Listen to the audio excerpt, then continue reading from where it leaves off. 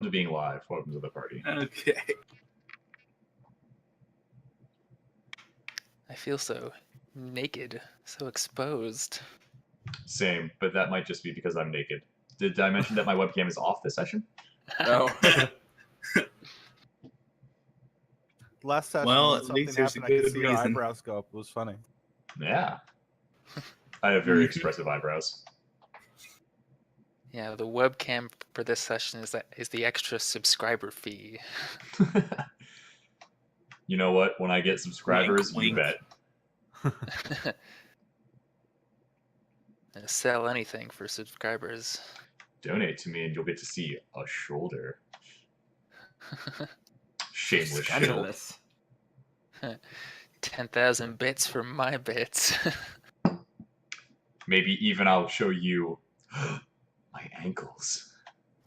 How scandalous. Lewd. Hashtag lewd. Cool. Are we good to begin the adventuring? Yes. I'm certainly I am. believe so. Aye. Very good. When last we left the party, you guys were in the cellars of Valdore, rooting around through all your old contacts, finding the skinny on what was going down among all the sort of gang politics of the city. You had ended your search by talking to a guy named Jack, who gave you quite a bit of information. But as you were leaving Erg's Ale and Fightin' House, in which you were talking to him, a whole cadre of guards led by a woman brandishing a flaming greatsword burst into the place and proclaimed that the whole establishment was to be under arrest. I would now like you to roll initiative. Whoa. All right, bold start. Let's go. That's how I started the game last night. I actually got a good initiative. Oh, yeah, great initiatives for everybody. Okay. The guards get poor initiative, but the lady in armor ties with Jerry, who still has higher initiative because his dex is higher. So Jerry, what's going on? So I'm looking around the room. How many?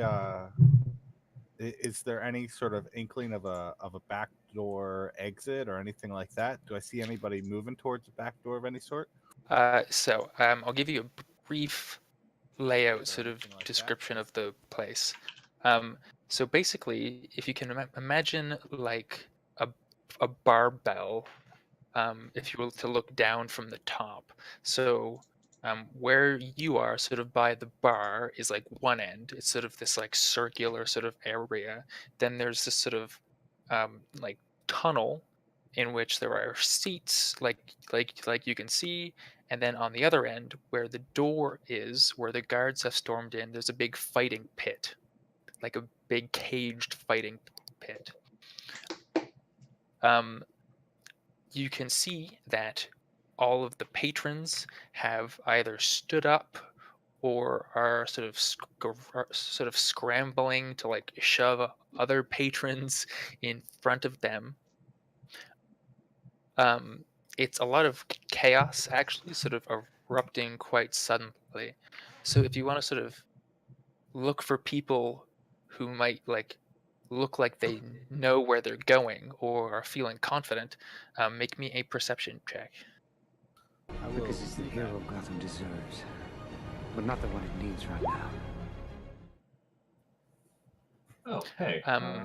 With a 13, Which, can see that Remy, most thanks for the sub. people Or follow. Appreciate it. You are the best. You are are the just hero. sort of like trying to get hidden, like to hide under tables, behind barrels and stuff.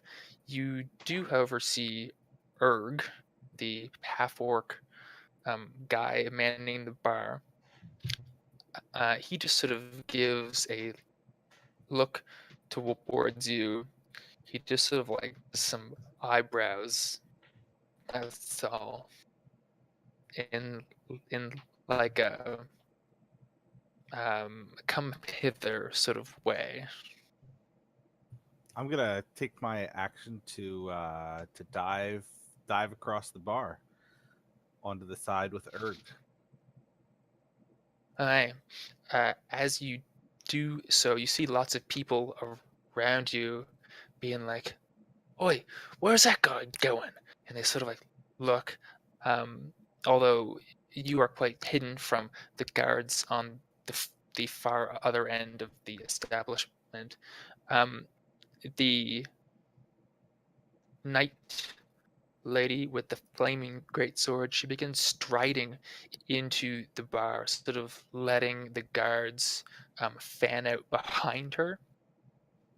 And she continues to yell on the authority of the Court of Love and on the order of Lord Krenel.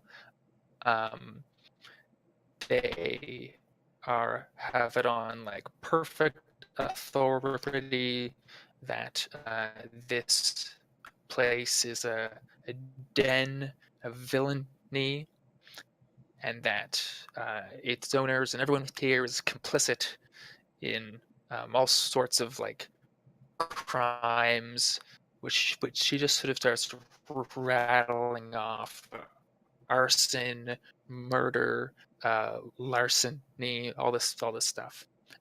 Then we have Bastion. Actually, Bastion is first. Yep. All right. So Bastion is gonna. Bastion. So the guards are fanning Yeah. out behind her. Are they already starting to like pin people down and like put them like into custody? Or like are they specific? Are the guards specifically apprehending anyone? Yeah, yet? there's about you can. It looks like they are making very methodical work. There's about 24, two dozen. You can sort of tell. They look like really classic French musketeers. They've got like rapiers and big like hats with big flowers or feathers in them, and they are very methodically putting manacles around everybody that they come across. It's slow work because they're trying to round up everybody. Okie dokie. In that case, Bastion is going to kind of like see that Jerry is skittering over the bar, and as he are the patrons kind of like scattering or scurrying or like just kind of like moving rapidly, if you will. Yes.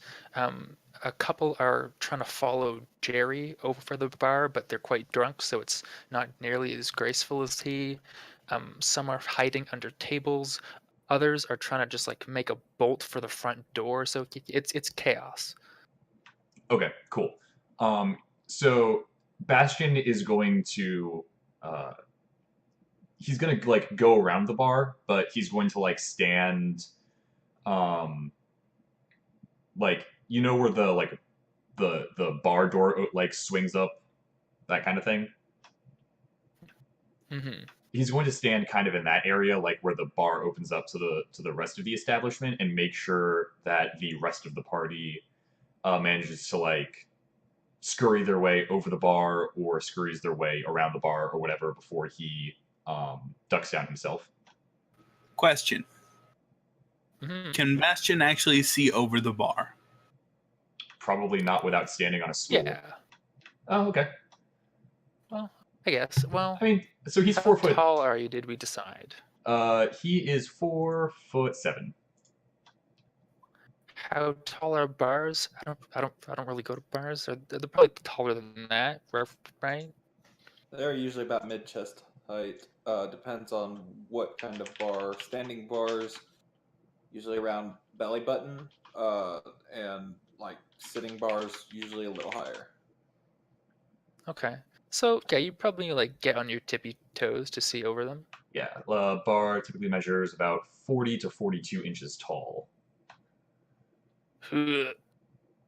So yeah, I'm like skimming the surface of the bar, or I guess I'm about like Okay. the bar comes up to about my chin.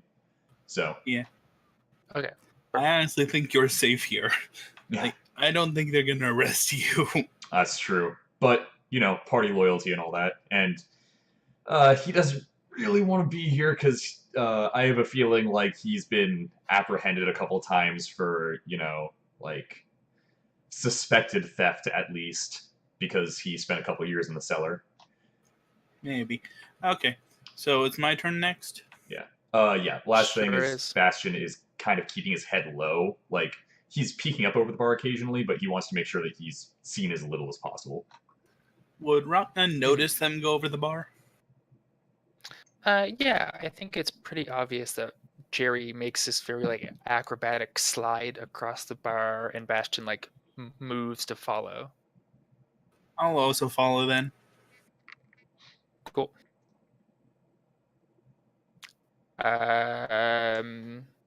Moving through the initiatives, next is Faint. I'm trying to think of how he'd react. See, his initial reaction would be to run, But seeing as for some reason the rest of the party has decided to take cover behind the bar,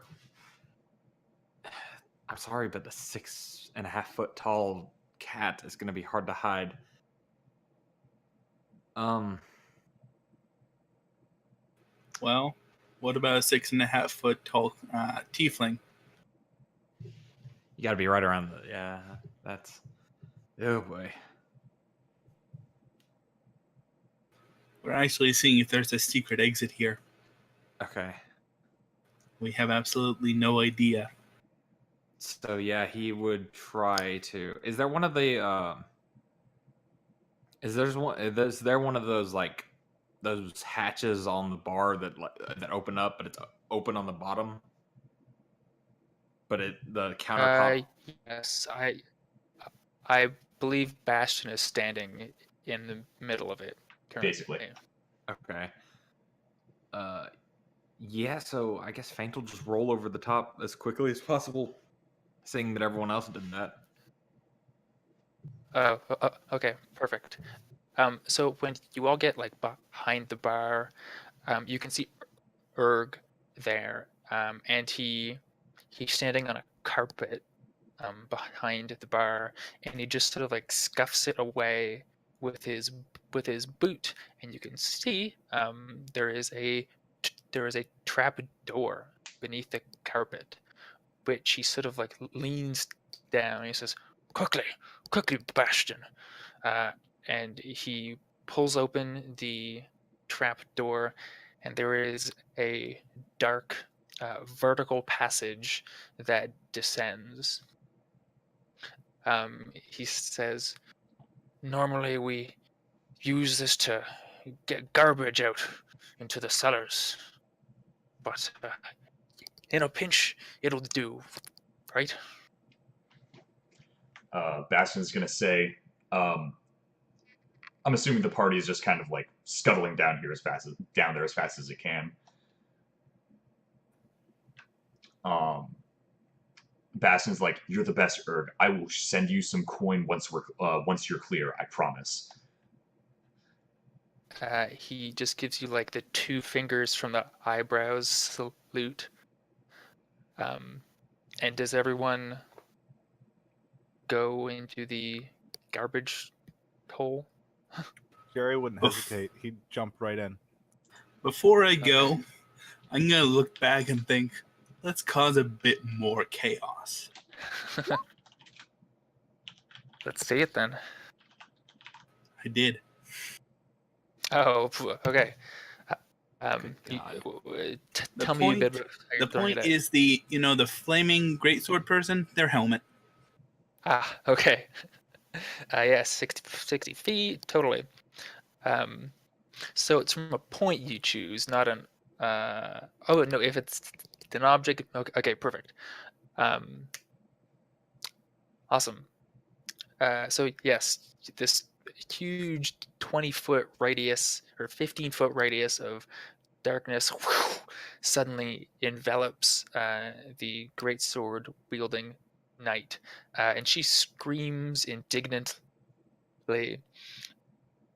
And you can definitely hear this like ripple of laughter kind of like go through the bar as everyone's being arrested. Yeah. And this, of course, makes her more angry. And you can just hear her be like, "Ah, damned helmet, always getting turned around." As soon as Bastion sees him start to cast, he will like almost throw himself down this hole as fast as he can. Oh no. Okay. Like he's like Um, full bore down these stairs at this point. Nope. This is a racial spell, so I get it from being a tiefling. Okay. I should note, I was not specific enough. There are no stairs. It's just a chute. Oh, okay. Yeah. Yeah. I have no problem with this. I've done this before. Yeah, you guys have experience with falling down mysterious dark holes. Yeah. Yep. Yeah, I'm gonna jump down. Okay. There are some other bar patrons who sort of like see this, and they also try to sort of push in. Let me just quickly. Erg tries to like back them off, but he alone does not succeed.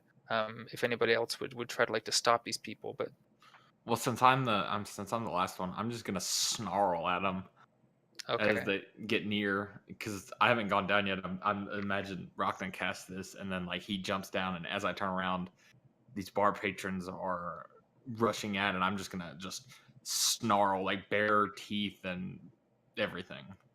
Okay, give me a intimidation. Okay, that's a -1.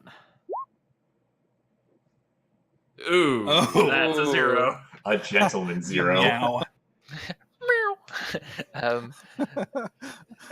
Posted are all. They're just like, get out of my way, you big hunk of fur.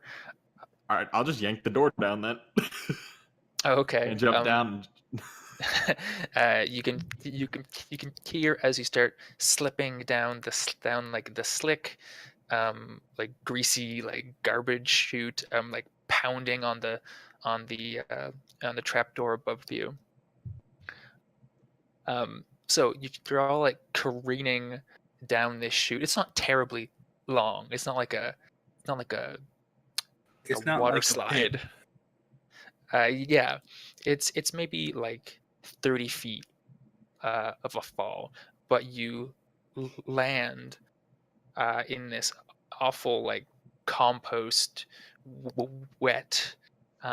There's like it smells awful. You can feel there's like decaying meat, and it's sort of like all and like moldy bread and cheese, and it's all sort of floating in this like pond of like old like stale beer. Faint is floating above it all currently on his broom. Broom. Okay, so you engage the broom as you go down. You yell up.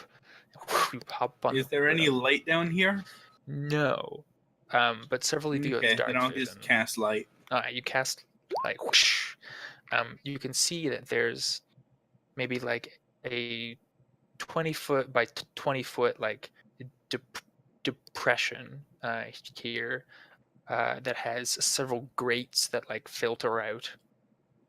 But then there is a small little set of stairs up the side, like a 5-foot set of stairs that lead to a door that seems to leave this garbage chute. I'll send Avara ahead and see what's up there. Cool. She doesn't get too far because the door is currently closed. Oh, okay. I thought it was a doorway or something. My bad. No, Cool. there is a wooden door. Gotcha. Bastion kind of stays to the edge of the light where he can. But he will get out of the water and cast Prestidigitation on himself to kind of like get the worst of it off. So it's not like soggy to move around. Right. It's like when you're doing the dishes and you get like wet food on yourself by accident. It's like, Yeah. ugh, it's the worst. And you just hear him, excuse me. Then I'll cast Mage Hand and open the door. See if the door opens freely. It does indeed. It is a light, rickety, unlocked door.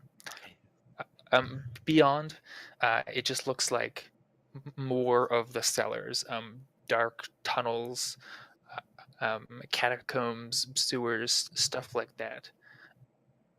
I assume you moved to leave. Yep. And Yeah. just as you do so, as you're stepping out of this little garbage room, down the chute comes 1, 2, 3, 4, 5 other bar patrons, also Oh, in a man. big Shutting the door. heap.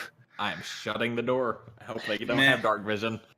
They sort of land in a big, huge splash, and who's ever last out of the room would probably get like their back of the leg splashed with some of the dirty garbage water. So we're so these guys are falling into the garbage water, and we sort of like stepped out onto these steps and then through the door, like as they came down. Yeah. Can we bar the door behind us? It doesn't appear equipped to have a bar, but do you want to try to bar it with something? I just sort of I check out the surroundings. Is there anything that might be like a makeshift prop to sort of slow these guys down? Well, we could use the broom. No.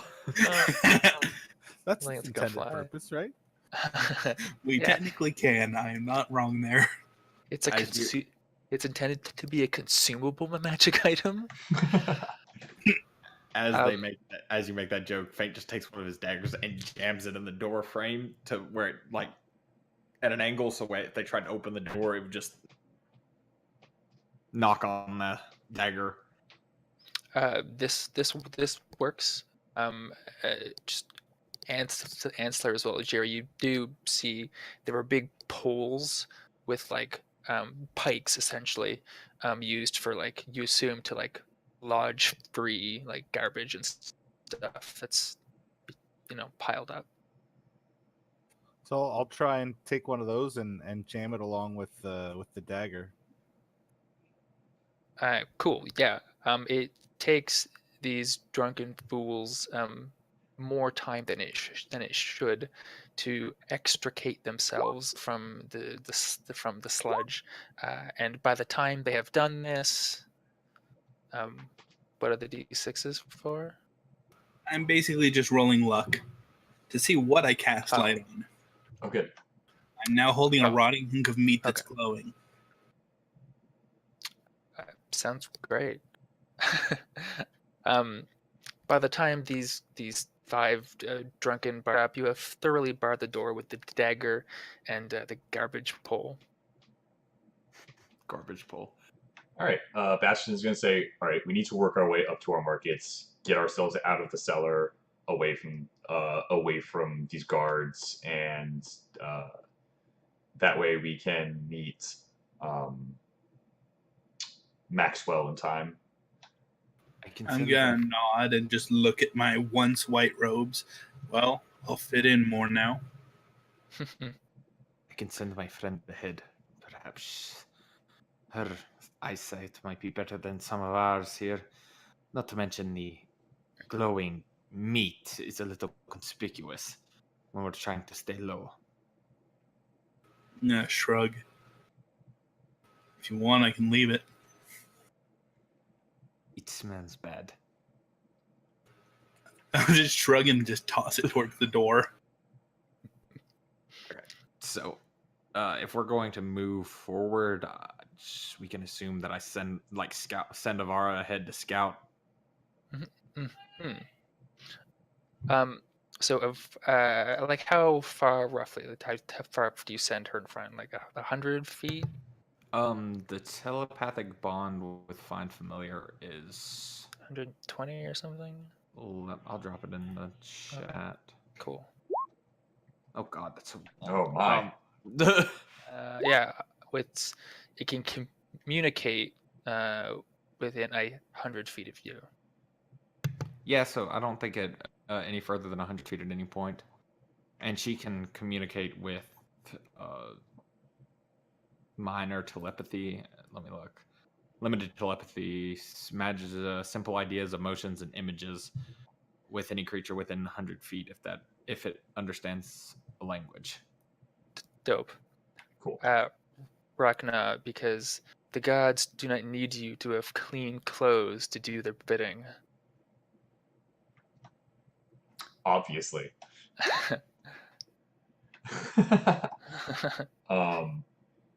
Yeah, Bastion is going to grab a torch from his pack and try and strike it to light it if he can. Sure. Okay. So we now have a torch that is not glowing rotting meat. Well, if we put the glowing rotting meat on a stick.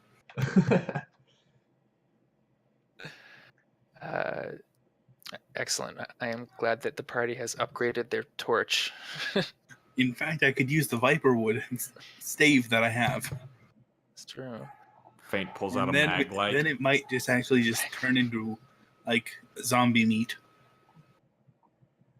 Maybe. Becomes a black light. Jerry pulls out his iPhone and just like uses that. Oh, Also, yeah. let's not mention the rotting hunk of meat that I already have in my backpack. That is the eye of the seer frog. Yeah. I almost forgot about that. We're late for a beggar's party, I think, about this time. Indeed. So, Faint, you send Avara forth, and she provides some information as you are moving through the cellars. Quickly, so where are you headed?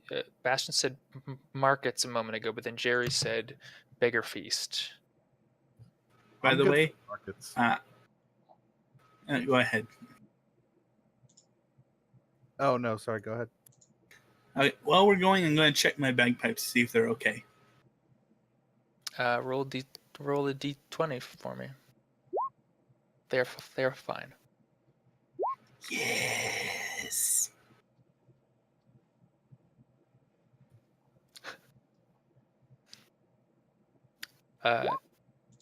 So did I hear markets as the Yeah. consensus? Okay. We may want to clean off first. Just maybe. Bastion will begin casting prestidigitation at a few minutes apart, as to not really aggravate his allergies, but enough where we can look reasonably presentable.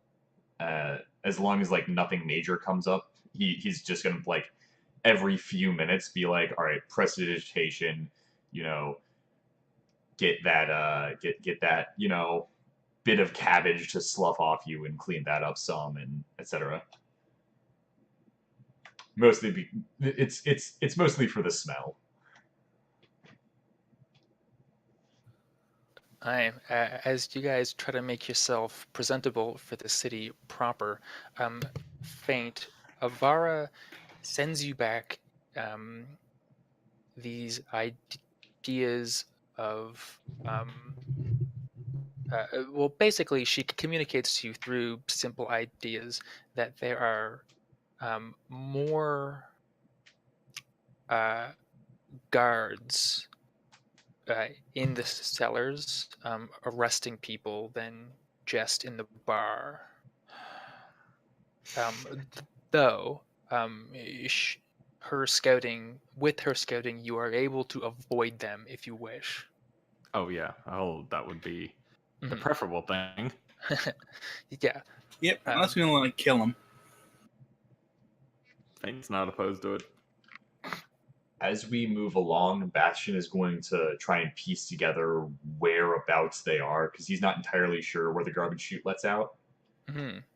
Um, Give me a quick, let's say, I don't know, like either investigation, survival, perception, either way with advantage because you know the city. sure. Click advantage and investigation. Oh my. Perf. Nice. Bastion, you are quite aware that the quickest exit. I mean, the cellar lets out almost everywhere in the city. It's easy to leave the cellars, but as Bastion knows, it's not easy to leave the cellars. If you Yeah. catch my drift. So yeah, the nearest exit to you is actually just like down the hall, and it should, if you remember properly, it should take you and spit you out in a manhole cover just on the edge of the Rouge Market. Perfect. And something I was curious about, Aaron, is Mhm. what was there's a big festival going on in the city right now, right? What's the name of the festival? So the Midsummer Festival is quite soon. It's in like 3 days. And is it like normal for the guards to round up people before the festival? Is that like something that I've like Bastion and I have seen living in the city for a while, or is it like this is something else? So it's certainly normal for it's okay. There's like a couple parts to this. So first of all, the Midsummer Festival is a time of great frivolity and revelry. So during it, the guard keeps a minimal presence. It's sort of understood that like almost anything goes during the Midsummer Festival. But the days, before and after are usually pretty, the guard tend to make up for that day for being a little extra strict. This, however, seems rather unprecedented. You've never heard of, you've never seen living in the city, whole establishments assaulted by like, 2 score guards. Do you know who these people are? Well, we could capture one and try and interrogate them. You said you lived here for a long time, though, did you not? Have you ever heard of these people? This order that she speaks of? They said they were under the authority of the Velvet Guard. And they are the guard of the city, then?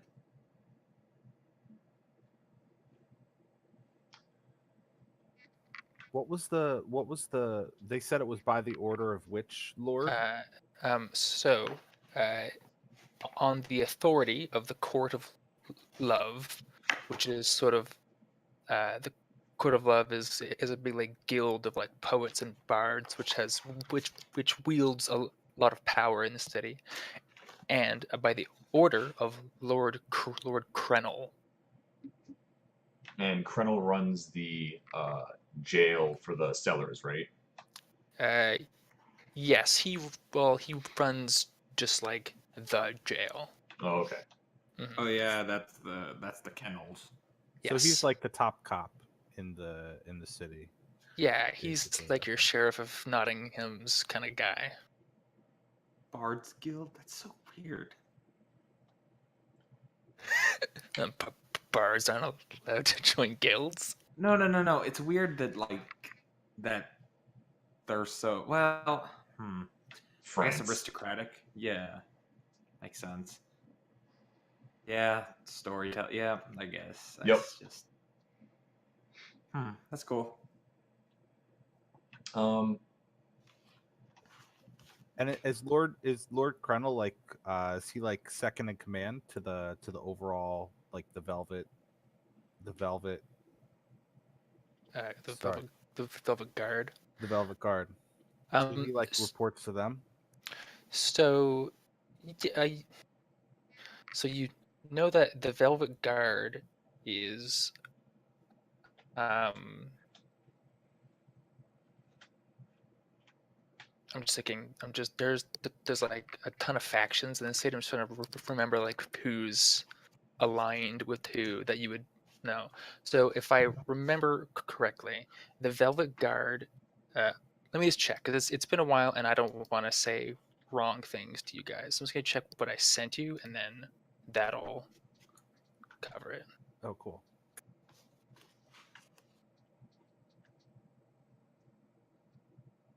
On a side note, Faint is going to want to push very hard to go to the low docks. Yeah, that's okay. definitely I think priority number 1. So the Velvet Guard acts as the regular city watch, but they are paid by the Court of Love.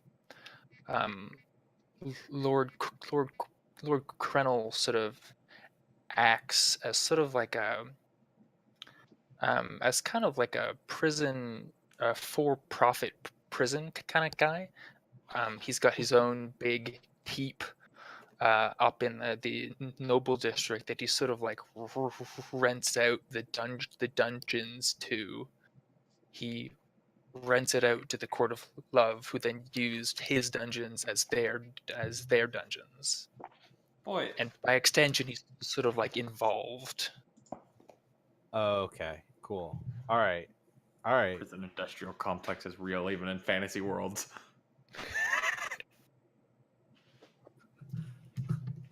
So it's he gets a cut every time somebody gets arrested and gets put in jail. Interesting. Too real. But he's a wizard, and So, my idea about capturing one of them and asking them what's going on. Perhaps if we can avoid them, it would be better right now. It seems like they are just rounding them up.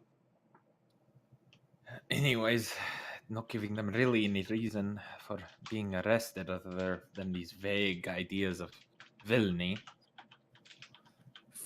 If we keep not drawing attention to ourselves, that's probably our best move, especially until we get his sister. Mm-hmm.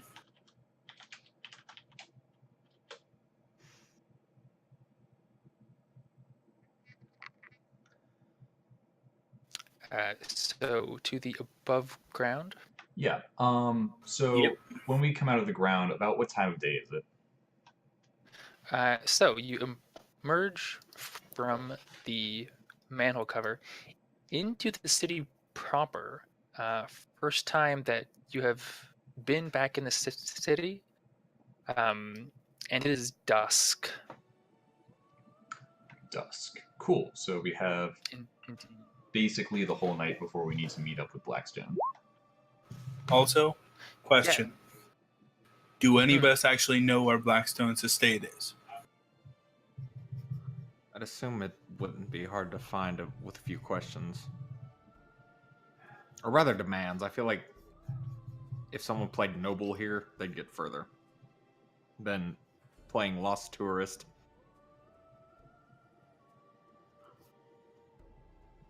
No, the question is, who'd be the Noble? I mean, I can look like one, but out of game, my charisma is garbage.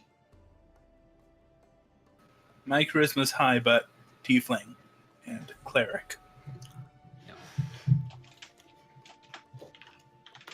Yeah, I don't think you want the hobo talking to the aristocrats. And then there's Bastion the kid. Yeah. Everyone just sort of like puts their finger on their nose. Yep. Bastion could be the rich. Bastion could be the rich noble kid. I mean, we could be his I bodyguards. Oh well, yeah. You were, weren't you? I forgot about that. Huh. We could hire Blackstone to be our bodyguard as we go through the city. It would be sort of ironic. So, I would ask that we either go to the load docks and at least scout this area out, or we lay down low somewhere and meet Blackstone earlier than was expected. We can't wander the city with these guards roaming about. And Well, are there guards roaming about on the surface? So you're just sort of in this little alleyway currently, but you sort of like peek out, and you can see that it's just sort of becoming dusk now, and the whole city. This is the time, Bastion and Jerry, that you remember when the city really comes alive. There's this whole kind of like shimmer of oil lanterns from like the various houses. There's this a sort of like ever-present, not cacophony, it's too harsh a word, but like background hum of just like music everywhere in the city. People say there's more bards than actual people in Valdore. So just sort of like looking out. Implying that just sort of, bards like, are not looking actual out. people. That's well, you see what I did there. You sort of like look out onto the streets, and I mean it's not swarming with guards. You see like one sort of walking, sort of very nonchalantly. I think the guards are only concerned with in the slums. Do we look like we just came out of the slums? Are we still coated in rotting food? I mean, I've been casting prestidigitation periodically, but Yeah, like you certainly look like adventurers, whatever that means. But you're not currently covered in garbage. That will probably help. All right, yeah, I think Faint will cast Disguise Self on himself, make himself look kind of like a strapping young noble, well-shaved, well-groomed, and he'll mutter to the armor, and it'll turn into a pair of, a rich-looking robe, kind of to blend in, for lack of a better term. I have a question about worn magic items in your world. Do they resize to the user within like one size category, like they did way back when in 3.5? Yeah. Generally, I think that's a safe assumption. Okay, cool. So basically, my cloak is the only thing that fits me currently, which I feel like I'm using to kind of cover up my super baggy clothes, which I've still never changed out. Ragnar, perhaps you should cover yourself a little better. We do not wish to draw any more attention than we should. And Faint will hand him what he thinks is a normal cloak, a heavy-looking one, but is actually the cloak of Elvenkind. The cloak that he had wrapped around the nickel harpa. He'll unwrap it and he'll hand it to him, and it's actually a cloak of Elvenkind, which gives you advantage on stealth checks. Which also that is not going to help me. No, but it'll cancel out the disadvantage that your heavy plate gives. Yeah, but I'm not currently wearing heavy plate. I'm just wearing my robes. Still, yes. Then it gives you advantage. Yeah. Okay. Oh, I'll accept it. Thank you. Also, you can cover your head and the horns. Lack thereof. Oh yeah, you're still a tiefling though. A noticeable tiefling is what I'm saying. Mm-hmm. I always forget that you don't have horns. It's kind of cool. Yeah. So, like, just to check in on timing, I'm wondering when's, like, timing wise between now and when the slave auction's happening for Faint Sister. What's sort of the time check on that? Next day, isn't it? Yeah, so if I can keep track of the days in like a semi-coherent way, tomorrow night is the slave auction.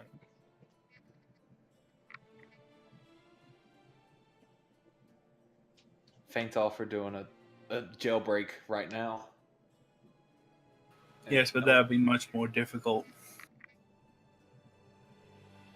How close is the Grand Market compared to the lower docks from here, where we came out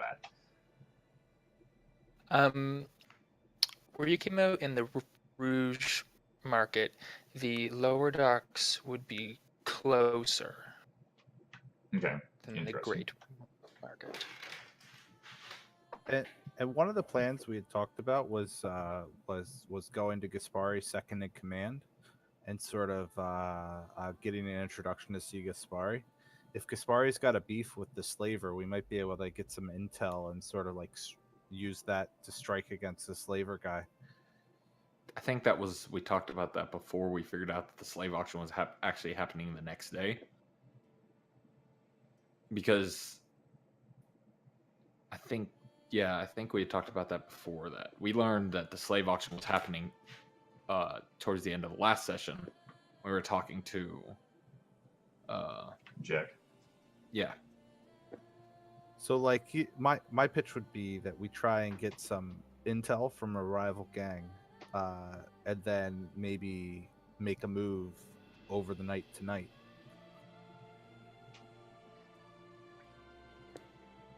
So our current path would take us up into the upper city, right? I feel like if you're looking for the Thieves Guild, we'd do better searching the lower ends. But we learned that the Shadow Steps has a home up in the chateaus, right? Yeah, he's Vance Shadowstep is his current abode. He's got a room paid for indefinitely at the Le Chanson, and in the chateaus. I have that name written down somewhere. Oh, I just had Gaspari's second in command. Oh, okay, that makes sense. Yeah.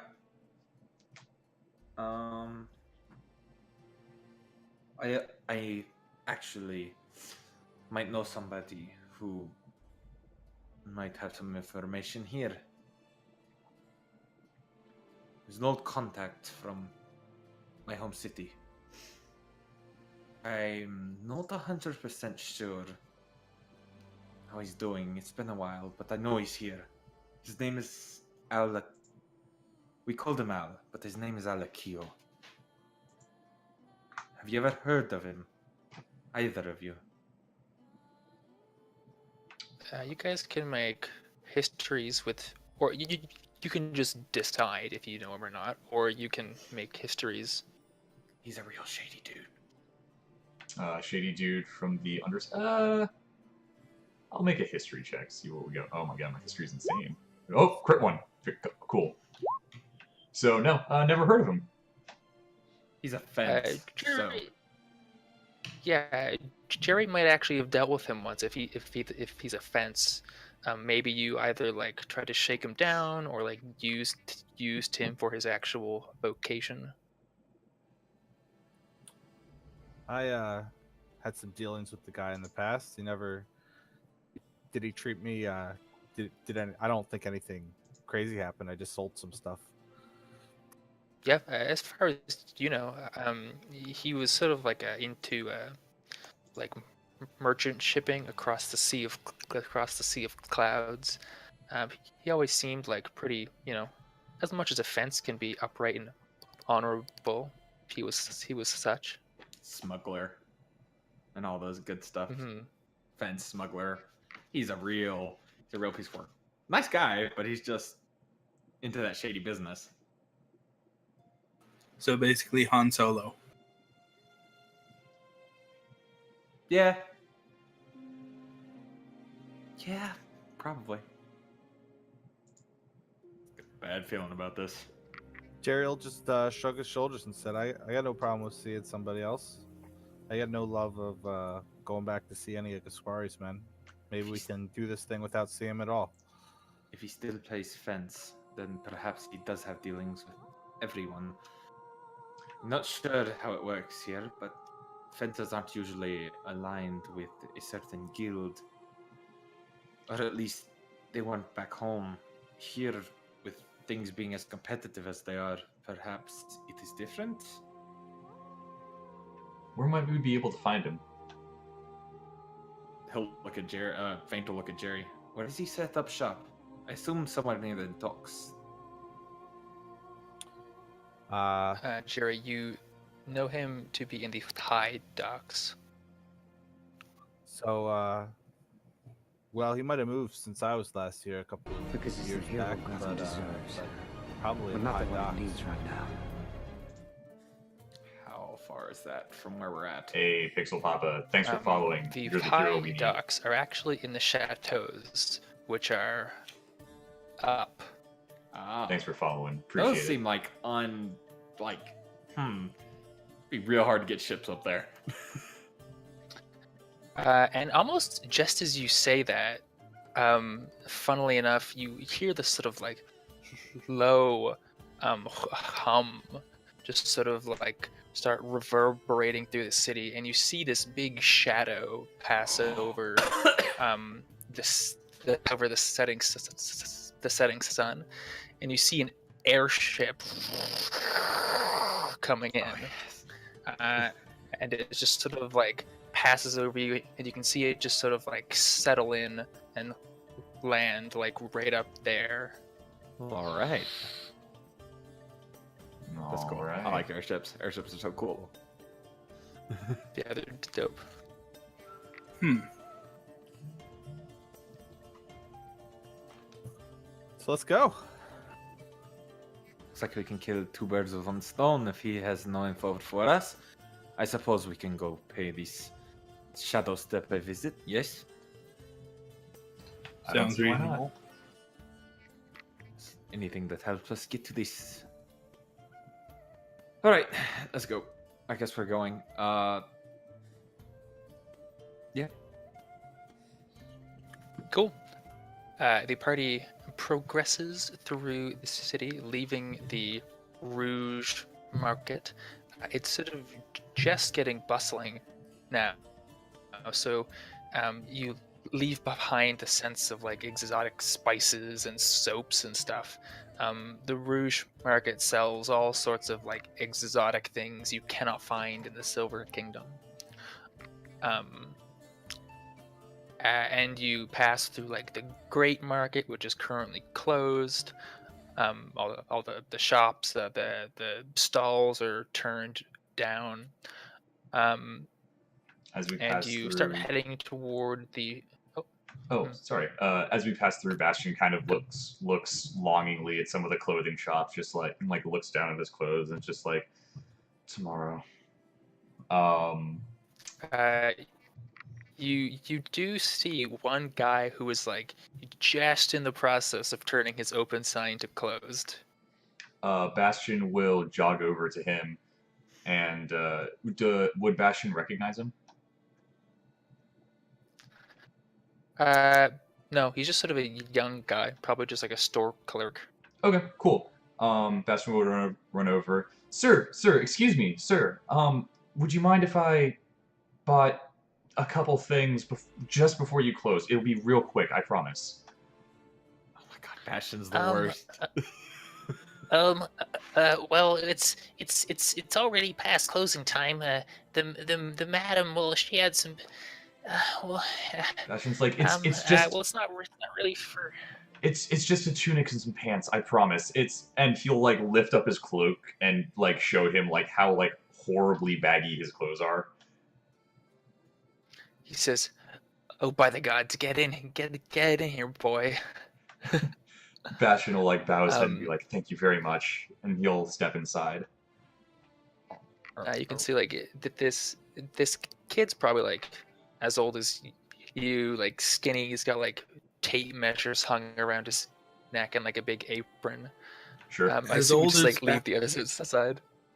As old as Bastion actually is, or as old as he looks? As old as he actually is, like 26 or something. Oh, Bastion's only like 16. Oh, 16. Oh, okay, Yeah. cool. He's like 16 then. Yeah. All right. It's just that token art. He's like got all this like big like scruff and stuff. So it's like he must be older. Okay. Sure.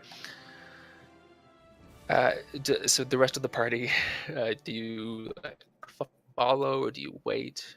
I'm just gonna What? wait outside. Are there like, is it like open stalls out there? So you can see, the Great Market is just this big, huge open square. And there's space for like you imagine like thousands almost of stalls. There's like big statues and fountains. It's this huge like football-esque area. But there are certainly like regular like brick and mortar stores along the sides, one of which Bastion has just entered.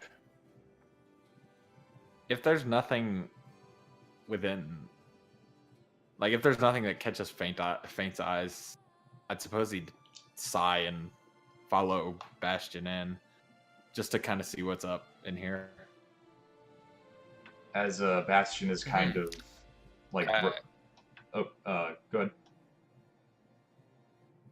Yeah. So as Bastion Nope, is. say. Yeah, as Bastion is kind of like browsing the racks and like picking out something like simple and simple but fitting, and sees people follow him, and he's just like, I'm so sorry guys, I can't be tripping over these pant legs anymore. Because he like grabs something off the rack and are there like fitting rooms and such? Oh yes. There are no. I was gonna say cheap clothing stores in Valdore, but I mean there are like stores, but they all have all the amenities. Oh right, but I mean like something like simpler. He's not looking for anything like So, super ornate. or Yes, anything. there are fitting rooms. So he picks a couple things off the rack and Oh yes, there are. Everything's very well. cool. So he'll pick a couple things off the rack and try them on real quick, make sure they actually fit. And, I assume it only takes like 2 or 3 minutes. And he'll go up and just wearing the clothing, he'll be like, Yeah. I'll take these if you need to see them to better price them out. Whatever they're worth.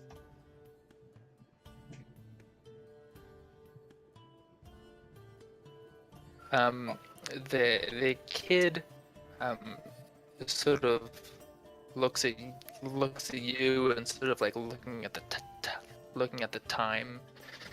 He goes 20 gold. Bastion will reach into his bag and reach into his coin purse and just pull out a handle gold, count out a few into his palm, like lay it on the counter, and it's just like, for the trouble, thank you very much. And he will leave 30 gold on the counter. By the way, just for flavor, Ragna is just out front, ooh. leaning against the building with his Cool. arms crossed.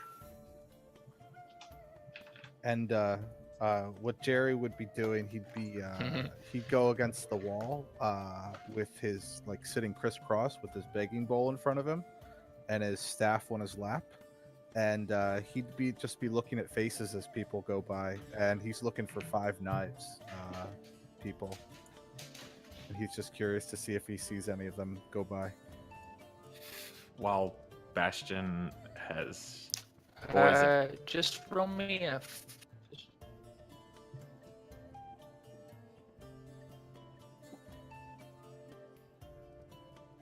So just quick question. Am I like robot-y or static-y for anybody? A little bit. little bit. You keep Little cutting bit. in and out a few times, but Okay.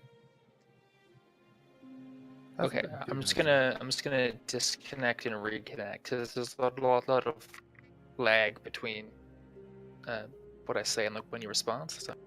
Okay. Cool. So Teacher's not in the room. Let's party. Riot! No, teacher's back. Teacher's back. Oh man.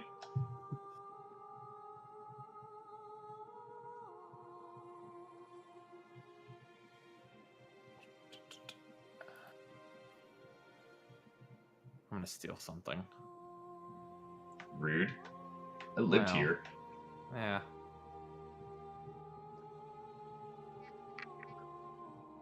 Faint might be a bit of a klepto. A little bit. A little bit. Look, he doesn't ever steal anything like super important that he knows of. It's just gonna be like a cloak or something. He's gonna swipe.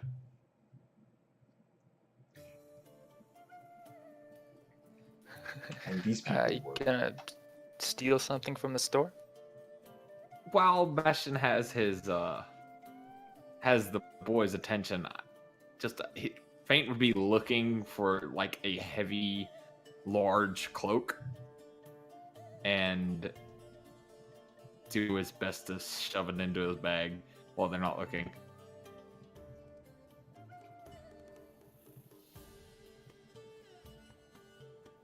Okay. Give me a stealth check.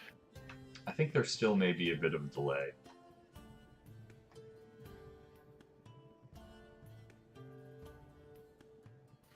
I believe so too. Let me just try some quick internet finagly things. Okay, sounds good to me. You can. Okay. Yeah. Ha! Yes. Jesus Christ. That, my friends, is Um, considered an impossible DC. Yes, it is. Wow. The whole store is empty. It's just as Bastion's talking, Face just shoving stuff into his bag. Just Just his bag turns into a vacuum. secretly, it's a freaky. Aaron even agrees. Yep. Wow. Faint rushes out, and like Bastion turns around, he's like, "Huh." Walks out, and there's just a big, like, But I bulging bag of everything in there. But I swear I only bought the 2 things. Where? Huh. Let's go, let's go, let's go, let's go.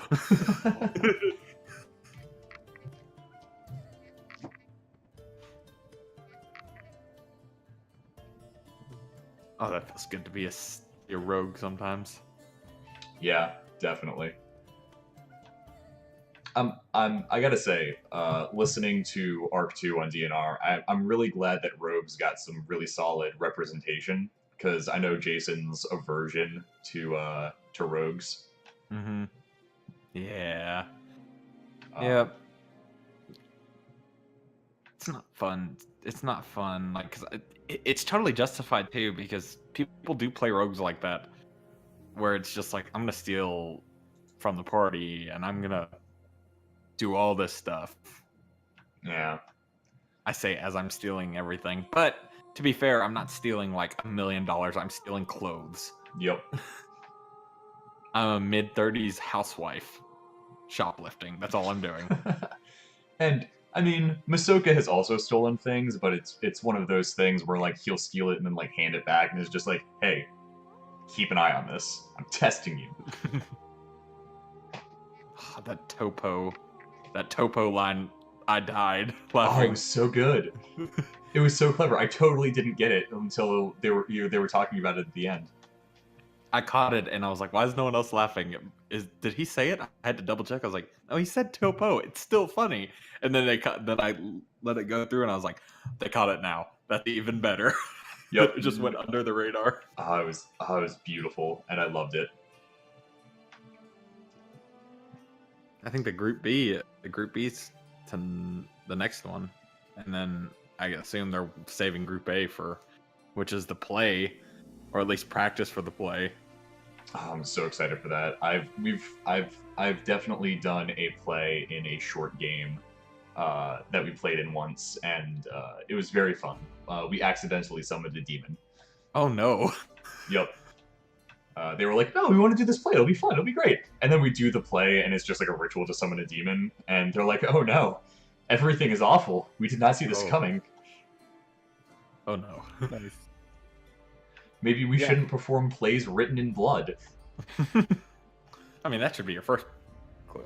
Or you shouldn't perform anything that's its entire script is just written in Latin. Exactly. You're either summoning the Pope or Satan. There is no in between. And the question is, which is better?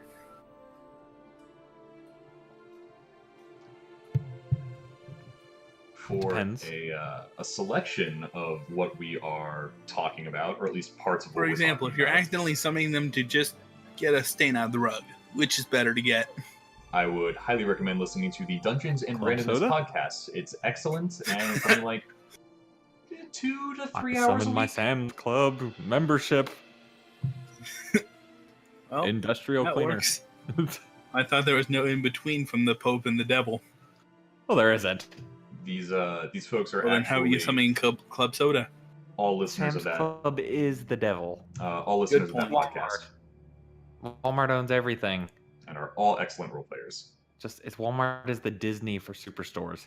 They'll hear this later when I upload it to YouTube. They so own everything. I'll leave secret messages for Yep. them.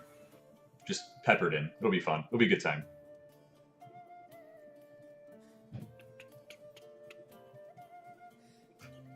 The musty scent. Look at the jukebox. Look what's playing. Okay. The musty scent of fresh pate. Wow. Yeah. I don't actually have the sound on for this place. I need to fix that. I'm actually going to go refill my water real quick while we're waiting for Aaron to come back. Okay, and wow, it actually is on. It's just silent. I'll be right back, guys. Thanks for tuning in. Get up, stretch, grab some water, take care of yourself. I will see you in 30 seconds. Oh yeah, I just turned up the master music volume level. Now I can hear it.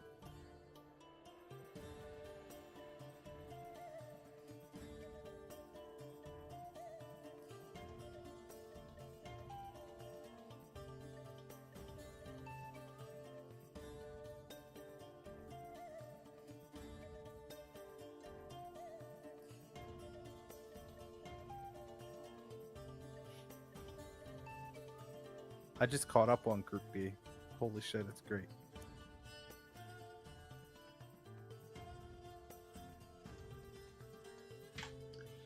I'm drinking from a monster right now. Hold on. I can actually...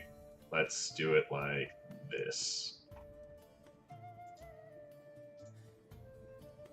Nope. That's not how that works. Maybe?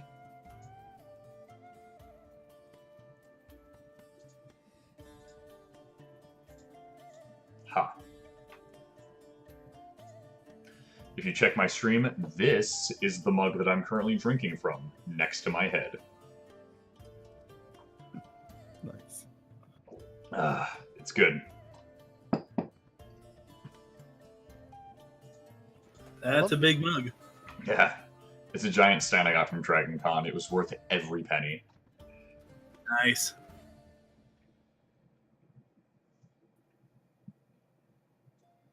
I need to know where Aaron finds all his pictures from. He finds the coolest pictures. Yeah, they're beautiful.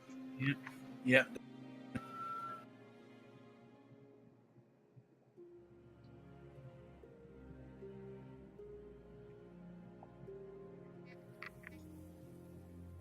Also, gorgeous music and like, it's...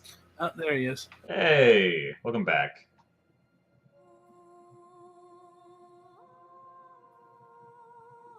Hello, can you hear us?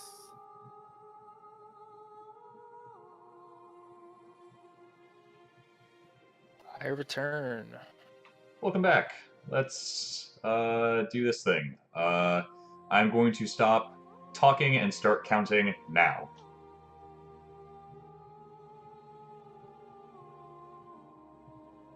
Oh, sorry.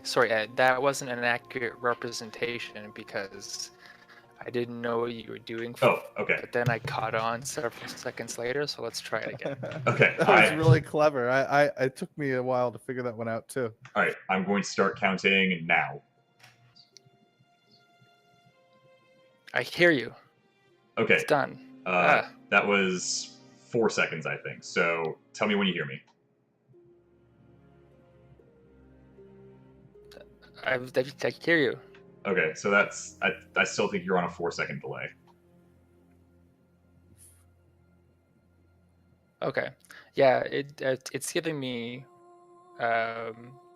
very bad connection readings on Discord. I think it's just the internet in Toronto tonight is balls. Okay. Mm. So it's up to you. We can keep playing on a delay, or we can call it and try another night. We are at least out of the cellars and have a game plan. I think it's.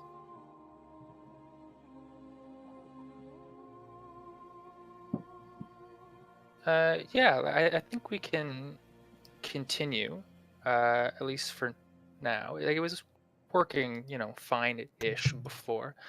I'll just keep my verboseness to a minimum so I don't try to cut in over you guys too much. Okay, I think that's fair. And at least now we know that we are working on a little bit of a delay, so we can shut our mouths and let you speak. Yep. For when that is important.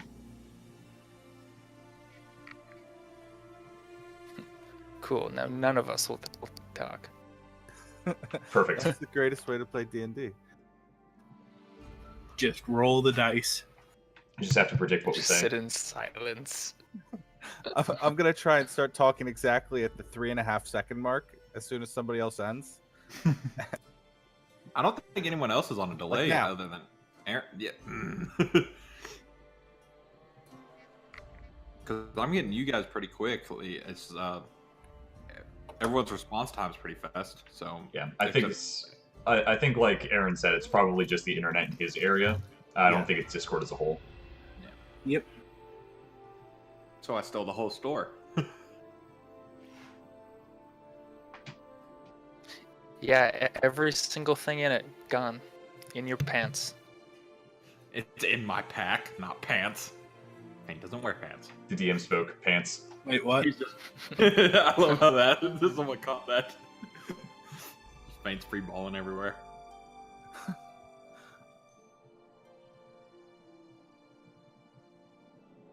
Like a proper cat. Or like the cat in Red Dwarf.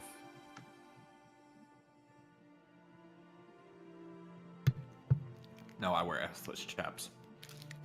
I can't remember if I said this. Oh, hi, Hayes. Welcome to the show. Aaron is having some So, what are we actually going to do?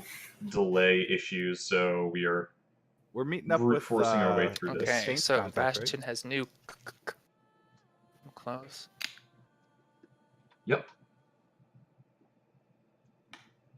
And he is good to follow along up to. Oh,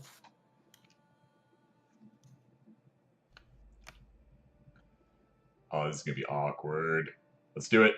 I'm ready. I'm in. all right. So, the party having new clothes, you move through the Great Market, and you start wending your way up the terraced city to try to get to the chateaus and the high docks.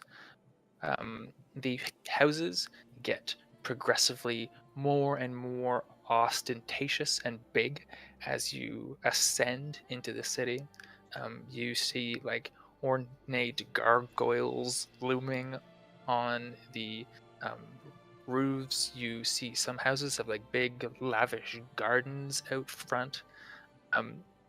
These streets sort of just below the chateaus, I mean, this is where you used to live. Bastion, sort of a wealthier, sort of like merchant district. Not nobles yet, but still. Yep. Back when I had parents. I mean, I wasn't going to mention that, but Just rub it in.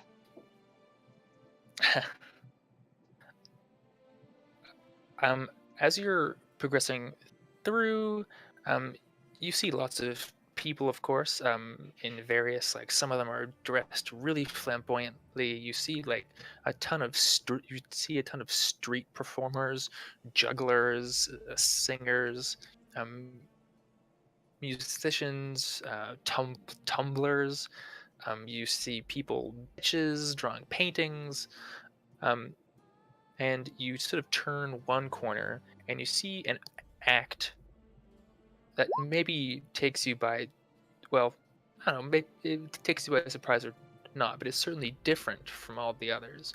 You see standing on a box, sort of off to the side of the street, you see a fellow, kind of youngish, hard to tell, admittedly. He's got sort of vaguely elven features. He wears a big, bright blue coat, and he has this long, just shock of total white hair. And he appears to be conjuring a little play for children. There's a bunch of little kids seated around him in rapt attention, and he is magically animating this illusory story, but it's all made out of snow. He's conjuring this little, like, snow to fall from his hands, and it is animating into this sort of, like, very convoluted story of, like, Sir so-and-so fighting the dragon, but then his uncle was the dragon all along, and yeah, he's just sort of like this very convoluted story, but the kids are loving it.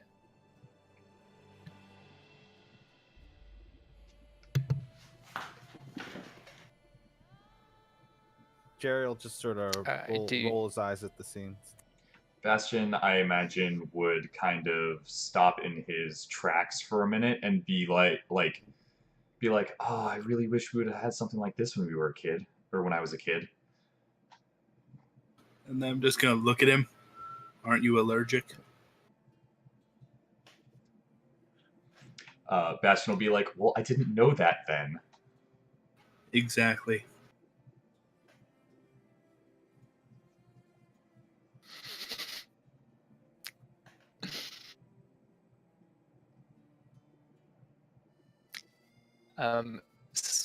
So do you just move on? Yeah. After that, yeah. After that little exchange, I assume Bastion would start walking and keep up again. Cool. You pass by the barred magic snow cone guy.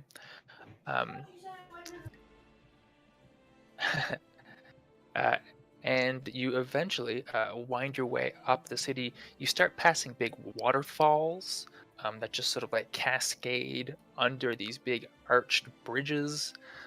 And eventually sort of wind your way up all the way to the big gates to the chateaus, because of course the noble district is gated. However, it doesn't look like there are a huge cadre of guards. There's like two who are just standing by these gates. They look kind of tired and ready to be done their shifts. They see you approach and they say, "Oi, what's your business in the Cloudloft district?"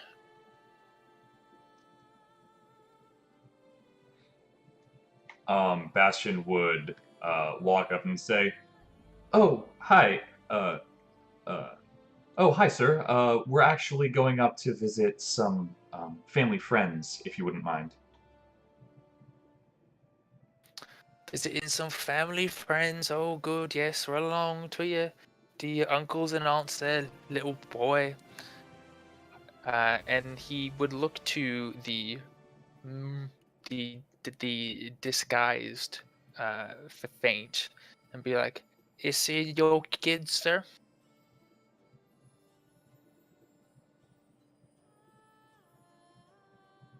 Oh, Faint's be. Yep. Well, I mean, long story short, they let you through. Not a huge deal.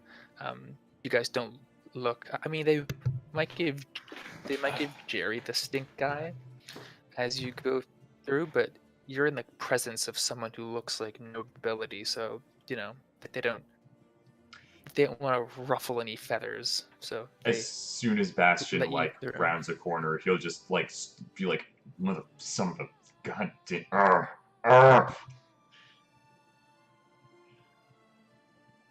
Oh, Wait, what happened? Right. So we came up to the gates and they were like, "What business do you have coming up into the Cloud District?" And I was like, "Oh yeah, we're just gonna come visit some family friends." And he's just like, "Okay, go along, little boy. Go visit your aunts and uncles." And I'm like, "Mother, son of a goddamn." Well, also, Faint is basically look like a clean-cut noble himself. Also, Right. Yeah, the guard did ask if Bastion was your kid. And Jerry, noticing that the guards gave him the stink eye, and he's sort of like fish out of water, he'll go over to Faint and be like, "You got anything?" The folks at the monastery wouldn't be too happy to hear me say this, but do you have anything in there I could put on here instead of these monk robes? I think it's fair to say Fate definitely has a fairly decent tunic or robe that Jerry could have. So Jerry will put on some roll a regular looking Yeah, clothes. it's fine. It's fine. Or yeah, Yeah. or whatever. Oh, let's just say roll a d20. 10 and up, you have clothes. Okay.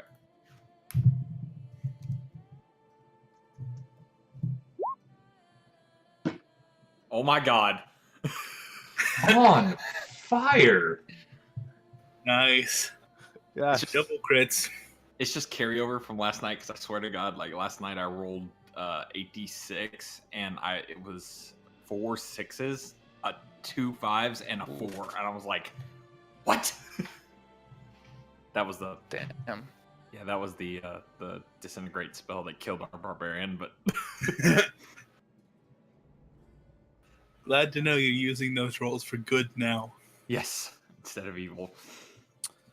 Oh, so Jerry looks Well, good now. All depends on perspective. He does, yeah. Faint pulled out some really nice, like not like noble clothes, but you know, respectable clothes certainly. What does Bastion say when he sees this? I expect that Bastion had no idea that you stole from that store. So let's actually do a thing. Dead even. All right. So Bastion is going to like see this and be like, "Where did you get those?" Just like give you like that look, just like, "Where did you get those? I don't remember you having those." Do you ask? Let's find out. Nope. Okay. Bastion is just gonna give you that look, just like he's like he doesn't like automatically assume that you stole them, but he's like, "I don't remember you having those, and I'm not sure where you got them, but I don't know enough to know that you didn't have them." Also, since it's an illusion, he's essentially manifesting clothes out of nowhere because illusionary bag and pulls up actual clothes. So you haven't even seen how bulging his pack is right now. That's true. So you're just pulling like a pair of clothes out. Do you like red or white? And now you just have a walking wardrobe. Oh God.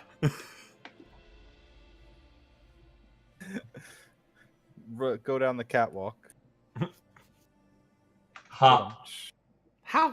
Aaron, how fancy were those clothes? They were like middling fancy. They would be sort of like pretty good middle class clothes. Gotcha.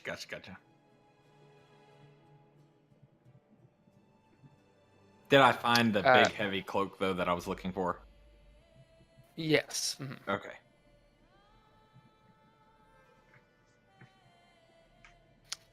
But regardless, you are now in the chateaus. Um, this is probably like one of the two biggest centers of like nobility, like power and wealth and influence in the entire kingdom. The second being only the capital city far to the north. You look around and all the houses, these huge, like several story, white painted houses, like big gates in the front, a huge like garden displays. You see like fountains just in the streets. The streets are like really smoothly paved, very easy to walk. Like there's trees just sort of like growing along the side of the road. Like it's beautiful and pristine. Moving through, you can definitely cut a really quick route to the high docks, where this is probably the only real place of like quote unquote industry in the chateaus. You see like people like moving crates around, and you can see docked at the end of this sort of like big incline. There's all these like steps and stuff going off it in like different layers. You see this big ship, and it looks like a regular sailing ship, except it has no sails. It has no need of sails. There's a bunch of people unloading cargo from it. We don't need sails where we're going. So, well, we might. A question: are there smaller airships around? Like, there do not appear to be. This appears to be the only one that you can see. So there's like no schooners of airships. No. If you want to make me, if everyone wants to make me a history check about airships, we can talk about this a little bit. Who made it? I Wow. can talk at you. And then there's me. Your delay seems to be getting better, also, Aaron. Like, yeah, it's sort of fluctuating. Interesting. Yeah, that was just no delay at all. Ooh, oh yeah, right now I'm only at is it ping that thing where it's like the number and then MMS on the side? Yeah, the Wow. number of milliseconds delay. Everyone is like at least twice my roll. I'm only at like hovering around like 50 currently. Which is I was at normal. like 3,000 before. jeez. Yep, 50 is completely normal, so that's good. Okay. I imagine just like everyone's looking up the airship and just Ronta's trying to look down and not be conspicuous because he's hiding his race. True. So you guys know that airships are kind of a new thing. They weren't known until a couple years ago when one just like kind of suddenly appeared in the skies, and it came to find out that they're from a kingdom like far to the west. Far to the east. If I get my compass correct, a kingdom far to the east of like merchant princes. That's like vaguely Germanic themed.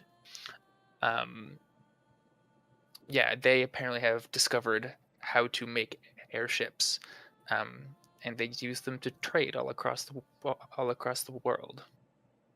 The Western Kingdom that I'm from, it's more Middle Eastern, right? Like Yes. like desert. Yeah, Mhm. that's what I thought. Mhm. Yep. Neat. Awesome. So we gonna steal an airship, right? At some point. Yeah. God, I love airships. I love airships in D&D campaigns because they always are fun. Always. Well, you 'Cause see, now we have an escape route for when we get your sister. That's legitimately why I asked about the True. smaller ones. Indeed, yeah, there are no smaller ones, but yeah, because invariably, two things are going to happen when you have an airship. A, someone's going to fall off it, and it's going to be awesome at some point. And B, you're going to fight a dragon on it at some point, which is also going to be awesome. I'm guessing Ragna's going to be the one to fall off because he does fall off a lot. Or down. Just walks Yep. off. Yep. Just like we're 20 feet above the ground and I just walk off. Or there's a pit. I'm gonna walk into it. I hope there's no open manhole covers. Not in the upper districts. All right, cool. So, I assume Jerry would lead the way to Old Al's place of his business, right? Sure would. Indeed, yeah. Jerry, you lead the gang sort of off to the side a bit, to like what is essentially a customs office.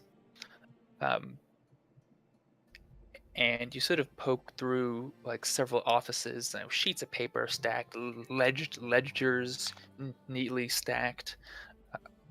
You see like you see scribes working away, dotting all their I's and crossing all their T's. But you sort of lead them to the back like main office, and they're sitting behind a desk. With someone else. So there's two people, a man and a woman, sitting on opposite side of the desk. Both like they both have a glass of wine. The woman has her heels up on the desk. Both of them have like darker skin. The woman seems maybe a little lighter than the guy. But the man you recognize as Al. Sort of like looks up as you come in, and he looks a little flustered, and he says, "Oh, he's like, oh, he says, very sorry, Madam Del Guerra. We will have to cut this meeting short. I have other guests I must attend to." And the woman is like, "Oh, no problem, Al. I'll see you later, though." And she sort of like kicks her heels off the desks. She chugs the last of her wine really quickly, throws the glass out the open window, and then proceeds to just like try to walk by you. Is she armed? It looks like there is two short swords strapped to her waist. Oh man. She's the leader of the Five Knives, right? She is, as you know, the leader of the Five Knives. Oh, Oh. good.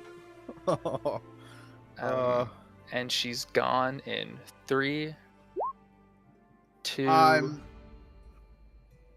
gonna. Do we? All right. Hold on, real quick. Do we know that? Has Jerry voiced the fact that the Five Knives were responsible for his brother's death, or has he kept that to himself? I think he has not specifically mentioned the Five Knives since that sort of came up in the last session. I think what Jerry would do, honestly, in this situation is he would tense up like he was about to attack, and then he'd look around at the party and just stare daggers at this woman. So the most he would do right now is he would just not even break eye contact in any way, shape, or form. Would just stare directly into her eyes. Well, we know. We at least know that she is the. Yeah. Used to work for the Thieves Guild. The Five Knives does not seem. Yeah. We got that info from Jacques, right? Right. Jack? From Jack? From Jack? Yeah. Yeah. So we at least know who she is that's walking out. Right. We don't know what Jerry's ties to them are. So that's what I think. Yeah. That's what Jerry would do in that situation. Is he wouldn't like back down or move out of her way, or move at all. So if she notices that and wants to say something, then it might happen. But he wouldn't overtly like just straight up launch into an assault. I think Bastion would like stand to the side and just side eye her the entire time she's walking out. So as she's walking, she definitely notices that you guys are like giving her the stink eye, and I think her, she's been in the game long enough and has enough like experience to sort of know that like, these guys they're like obviously like checking me out in like a can I take her kind of way. So she sort of sees like Jerry being like sort of having the most of this feeling, and just as she's walking by, she'll just like kind of slyly take a hand up and just like gently just like brush Jerry's cheek and say, "Oh, aren't you a cute boy?" And then just like keep on going. Oh God, guys, sorry. I think Jerry at that would he would lash out. He wouldn't full on assault, but he'd shove her away and he'd say, "Keep moving, lady." Bastion being preemptive. Okay. So she will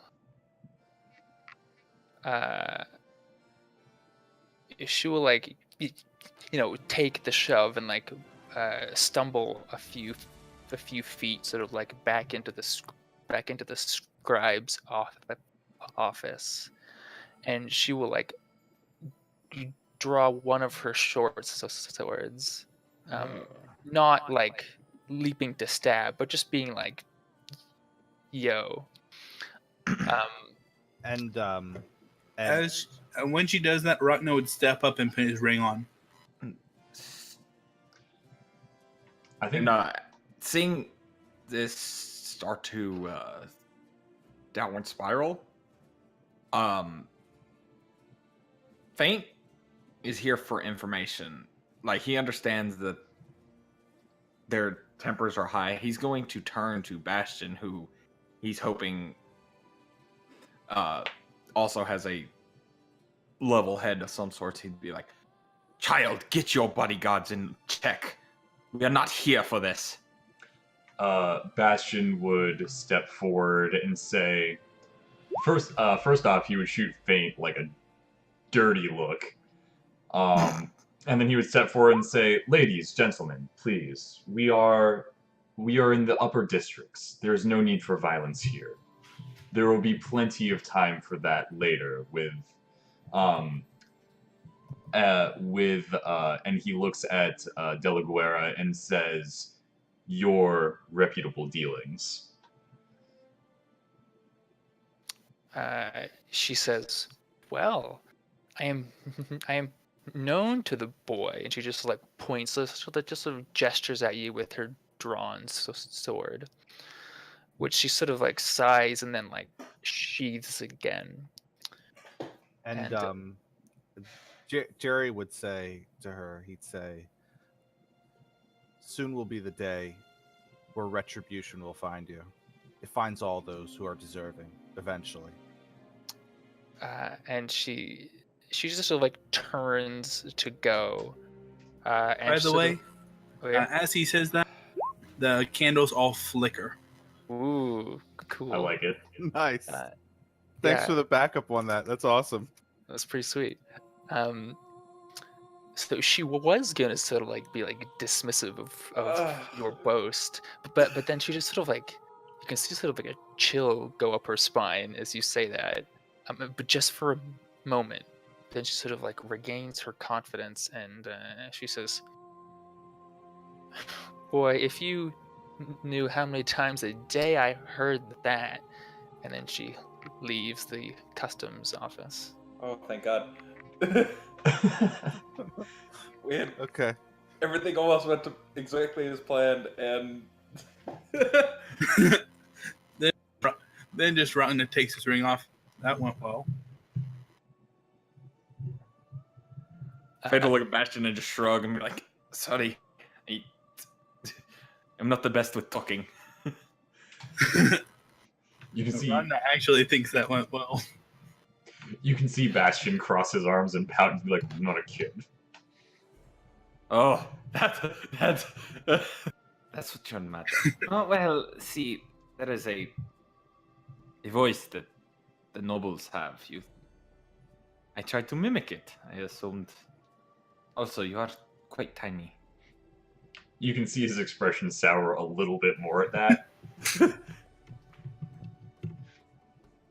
And he's just like, and then after a minute, he's like, takes a deep breath and is just like, "Okay, well, we have business to attend to, yes, Mr. Al, was it?" Yeah, you sort of like turn back and you see Al. He's just sort of like he's got his fists like clenched on the arms of his chair, his knuckles white. He sort of just says, "Oh, by the 1,000 gods, do you know who you just threatened? Sadly, they do. Yes. She's going to kill you all." Won't be the first time someone's tried. Speaking of who that is, you definitely decided to keep some interesting company, old man. And he says, "Oh, I mean, how?" He sort of looks, gives a glance of recognition to Jerry, whom he sort of saw initially, and he says, "Jerry, is it? We have done business in the past, yes?" A long distant past. Yes. Indeed, I remember it well. Your companion here speaks as if I know him. I think it's I think you've done dealings with him in the past from some of your trades overseas. Alakio remembers every face he has ever seen, and I have not seen this face. Yeah. You're gonna look at him. You're still disguised. I am. Oh yes. Snap his fingers and it drops. And Faint wind. yes. Listen, I wish this reunion was on better terms, friend, but there's a reason we are here. We will not have searched you out in this city that we do not know if we do not need help. Al's face grows grim at this news, and he sort of leans in, puts his elbows on his desk, and he says, "Come, speak to Al of this misfortune." First, is the door shut? No. Okay. Faint will reach over and shut the door. Yeah. Just and take a seat pretty much wherever he can. Okay. There is only two other chairs in the room. Ragnar will stand arms crossed in the corner. Okay, yeah. Faint will sit down directly across. And if you guys are watching, you guys will notice he's very familiar with them, like comfortable around him, almost like this is second nature or of sorts. Do they have like a sweet like secret handshake? No. It's more like uncle and like nephew that are close. That's more what it is. Okay. Um, Cool. Bastion will be walking around, just kind of looking at shit throughout the room. Just be like, "Ooh, what's this?" Pick it up, look it, put it down. Bastion, don't touch anything. He'll Things like, here are important. like drop the thing he's holding. He's like, "My bad." Yeah, Bastion. There's like a bottle on the shelf that you like drop, and the cork comes out, and it just starts leaking smoke. He'll like pick it up and like scramble for the cork and then just, like try to put it back on, just like fumbling a little bit. He's like, ah. Give me a quick dexterity check. Sure. As Oh, the no. smoke is just like billowing out. It takes you like a little bit. And there's definitely like a good like coat of like the room is now lightly obscured by Quick the question. by the smoke. Is before it you get to magical room. smoke? Oh boy. No. Okay. The smoke itself is not magical. Alchemical, Okay. more or less. So, anyways, yeah, just shaking his head and snickering. Faint will look back at Al and be like, "Al, old friend, my sister seems to have you heard of my sister's capture years ago, yes?" Yes, I remember the story with a grim intensity. Yes, well, I have tracked her down, it seems. She is being held here. Or at least that is what the whispers say. In the low dock areas, it is being guarded by, well, being guarded by the, oh wait, gotta find my notes. What is that dude's name? Or what is his nickname, rather? The barber? Yeah. It is being guarded by the barber and his men, whoever he may be aligned with. The problem is, we do not seem to know who he is aligned with. Merely that he is a thorn in everybody's side. But the more important thing is we want a way in. We need a way in. I will take my sister back. And at that, like, Faint will kind of like lean forward and dig his claws into the arms of the seat. And you guys see like the glint of the wild look again. Al sort of I think maybe used to dealing with this, just sort of like puts a gentle hand forward and says, "And that I will see it done as well." Faint. Your sister's well-being means much to me. He says, if she is held by the barber, I have heard rumors going around the city that there is to be a slave auction. Is it tomorrow? I think. Yes. We have heard all this. We wish not to wait, though. No. The longer we okay. wait, the more Of danger course. she's in. Of course. Who knows who could swoop her up by then? You need a way into the warehouses on the lower docks. And these are not houses that turn into meaner houses under the moon. They are not warehouses. God damn it. Amazing. The DM gives himself inspiration. He says, it is always difficult to smuggle out of the barber's section of the lower docks. He is very possessive of his things. Not that they are his possessions to possess. Yeah, and I was about to say, as he says the word possessions, like you'll see his Faint's lips snarl up, and like almost like a, oh, all right, essentially biting his lip because that's not a thing. People aren't possessions. Yeah, and he sort of like realizes like that's not what I meant, but you know, he says if the auction is to be tomorrow night, then she is obviously in this city, and he's just sort of like thinking, racking his brain. He says, I could maybe get you in, he says, if we were to disguise you. And he says, and pardon me, friend, but maybe we would not even have to disguise you. We could get you in as one of the things in his warehouse. Yes.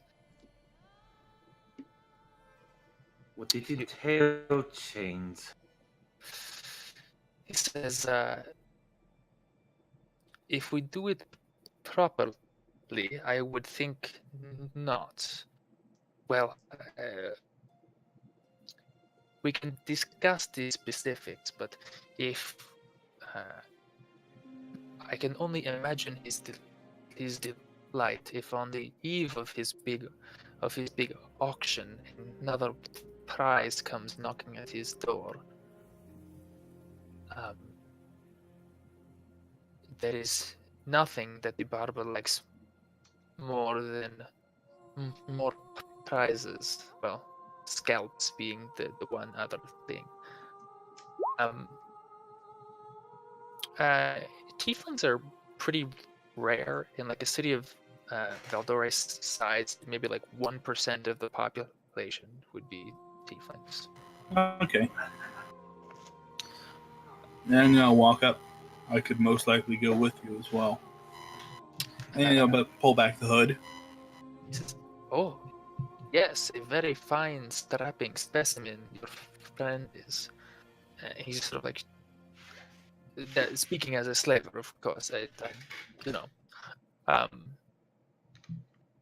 So we could do something like this. I have many contacts that could make this very believable. You would not have to do any acting on your own part.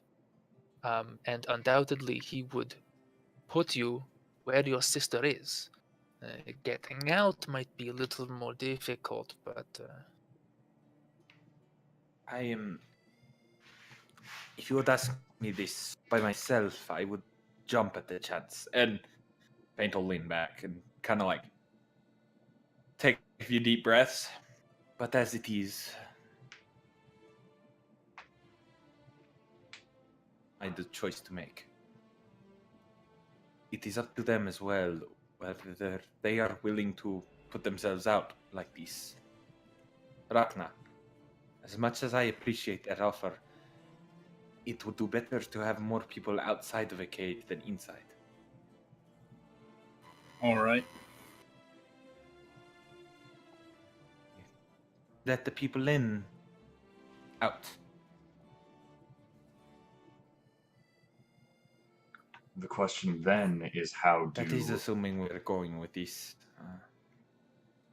There are other ways, I'm sure, but this at least will guarantee us a way in. Yes?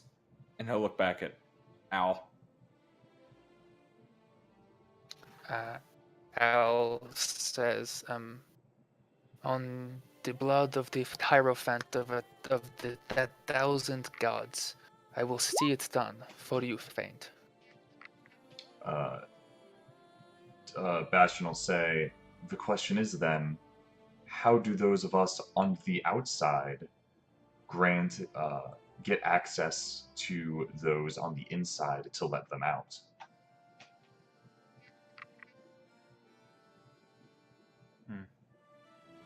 Jerry, you are... Al's... Oh. Go for it, Spark. I was... Faint would have turned to Jerry, but like, Jerry, you are stealthy, yes? You are quiet. Not be able to see, right? And when you start talking to Jerry, it'll be like you snapped him out of something. He was sort of deep in thought and just sort of like pressing his hands, like his palms, as hard as possible into the staff. And he'll look at you and he'll say, "Why stop at freeing just one slave? Shouldn't we free them all?" Yes, but one slave is much easier to get out than all of them. The ideal thing is for slaves not to exist. I know this. It is a necessary thing that we not get overzealous with this. Yes, it is my sister, so I may be blinded by bias, but at the end of the day, it is much easier to sneak away with one than cause a chaos, guards react, then it will be so much more difficult. Although that could be an interesting backup plan should we be caught attempting to break your sister and, assuming we follow this course of action, you out of the warehouses, in that we could free everyone else and then one going missing, maybe not such a big deal if 2 or 3 go missing during a mass scramble. Only as a backup plan, of course. I am handy with a lockpick. The problem is I do not have one. If we can get one smuggled in with me, I perhaps can get us out myself.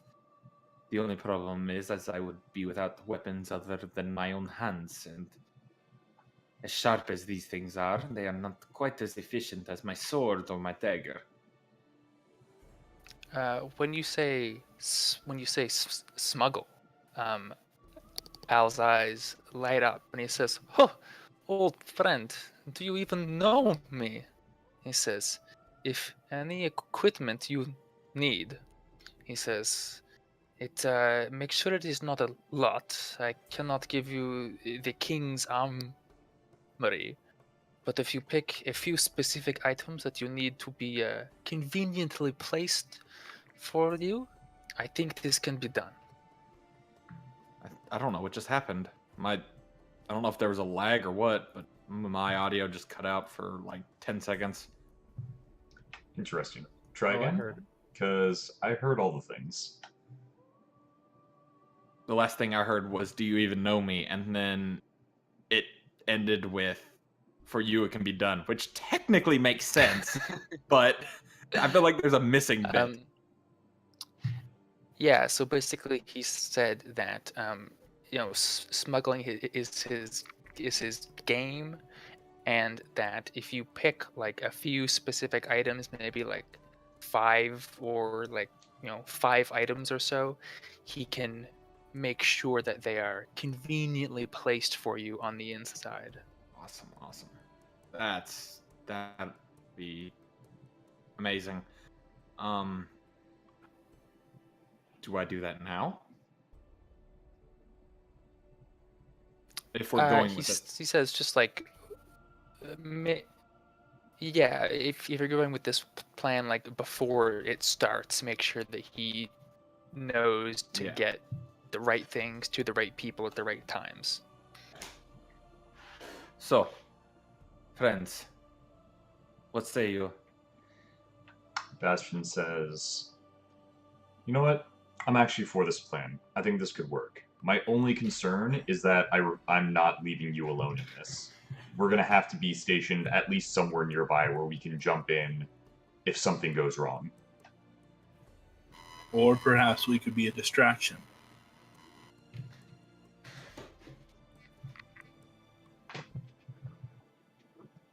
That is possible.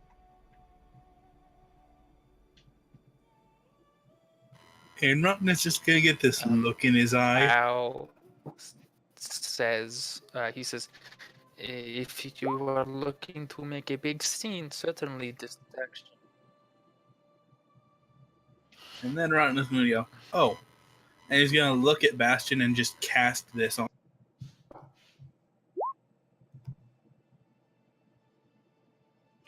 Interesting. because I'm fairly sure the shrinking thing would basically count as a curse. Jeez, Aaron has got some lag going for him right now. Wow.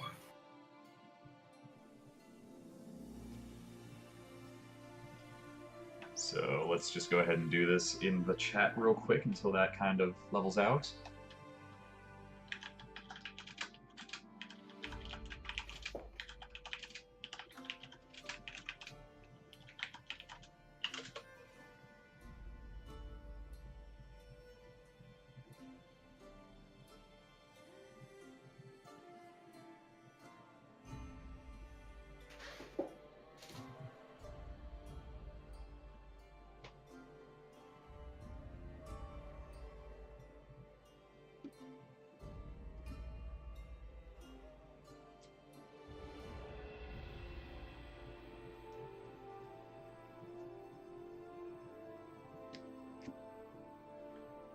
For those of you hanging around in chat, I never actually asked this, and I know I should have. Can you read the sidebar chat well enough, or do I need to vocalize it for you?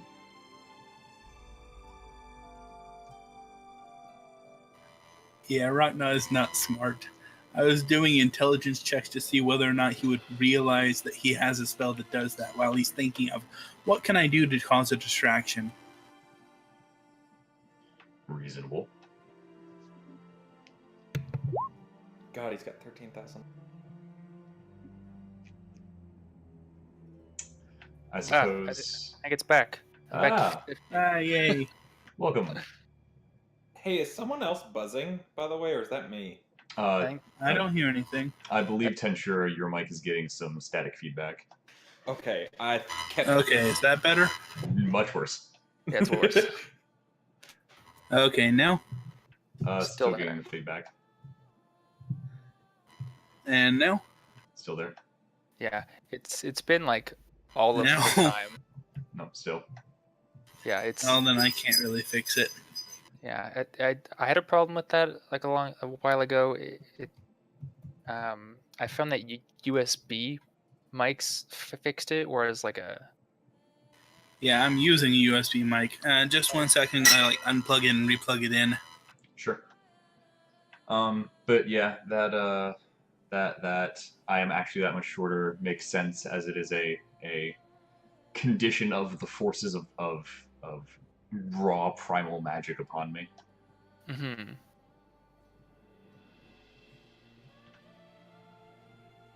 Okay, Hey, that works. It's a little better. Well, cool. pretty better. And back setting ahead before. Okay, so I have this this third level spell cast upon me. Would you like me to roll a wild magic surge, or shall I just? Oh. Yeah. Let's roll the d20, but let's Yeah, one let to me- one Yeah, to let four. me just reiterate. Ragnar is not smart. All You're good. fine. Yeah, you're All fine. good. Yeah. So I brush this off like a champ. Like, I see you turn around and cast the spell on me and like brace myself for something really bad, and I'm just like, oh, that wasn't that. Huh. All right. So All right. what's on you isn't a curse. Does What- divine magic affect you the same way that arcane does? It's different, but still reactionary. Maybe it's like hives instead of sniffles. Yeah. So like, it hits me, and like, I'm like bracing myself, and I'm just like scratch my arm a little bit, and I'm like, I'm actually fine. Oh wow, I was surprised. Okay. And you just kind of hear him muttering to himself, just kind of surprisedly.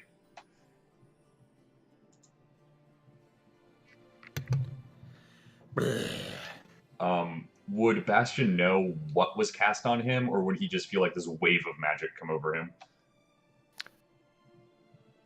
I don't suppose you would know particularly what the remove curse spell would feel like.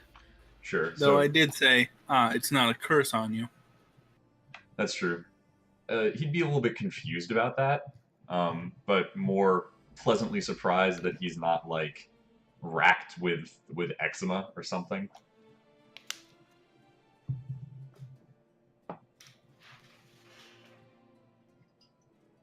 So, out of character, is this what we're gonna run with? I'm fine with it. It seems like a decent, solid plan. Yep. I wonder how distracting zombies would be. Oh no! Oh man, Ooh, we can kill some Five Knives and then resurrect them. I'm fairly sure there are a few corpses down in the lower area. At least a few. oh, Because like if we dress some zombies up in some of the rival factions' clothing, maybe we can get the sniff off of us. I have a question. Perhaps we should plan an escape as well. Assuming we can pull this off and not have to flee the city, we still have Maxwell and this seer that we have planted out at his estate. I assume, like, I picture that we're kind of war rooming it right now, where it's like we're gathered around this desk that Al was sitting at, and we've kind of got like sheets written up as Al starts putting things together, and we're all talking about like everything, so we're trying to plot things out. yeah. What was Al's reaction when I said that I insist that we be there or be there in a supporting fashion at least? So Al, he will give an idea. He says that he, okay, so he says it is always good when exchanging, well, I will just say it, when exchanging slaves, it is beneficial for there to be some guards, some people to handle them. And it would certainly cost me fewer favors if I could have some volunteers to act with me during this transaction. Jerry will Yeah, nod. volunteer at Keep that. you very, very close. Rachna, you have your armor that covers you from head to toe. I feel quite guarding. Nod. I think Jerry could look the part too. Bastion, are you all right playing aristocrat one more time? Bastion says, "Yeah, I think I could pull that off." Very well. Al, is there any way? I know you said that you would not help us escape. There is an airship docked at the airport. I said airport. I meant Skyport. Well, I mean, it's a port in the air, so. Yes, at the Skyport right now. Who owns this ship? Well, that would be a very powerful Restovian prince. He's called the Lord of the Nine Swords. Lord of the Nine Swords. He is a very gruff fellow. Why? He's just like looking at you like, what are you up to, Faint? We may need an escape, and worst comes to worst, there is an airship. Just was wondering. He doesn't sound like the kind of guy we should steal from, though. No, we will not steal. We will not steal. Perhaps stow away or borrow. And he just kind of coughs over that last word, just borrow. He says, Uh, Hal's just like, Faint, you have always been a very dear friend, and you know I would do anything to help you get your sister back. Stealing an airship, though, he says. Now I can get you on that airship. I can put you and your sister in a crate and get you out of the kingdom. That is no problem. But with the stealing, that is out of my hands. I wish no part of that. We may have to do this. Jerry will just sort of jump in and say, you know, the Blackstone kid owes us a few favors. Once we do the job, we meet him back. We go back there. They're never gonna think to look at us in a lord's house. As much as I agree with you, I do Just not wish wait to... till it dies down, and then we make our way out from there. Yeah, yes, I'm worried though. I do not wish, as much as I despise him at certain times, I do not wish to pull this child into our illegal dealings, if it can be helped. He has done nothing wrong. No need to bring the force of these.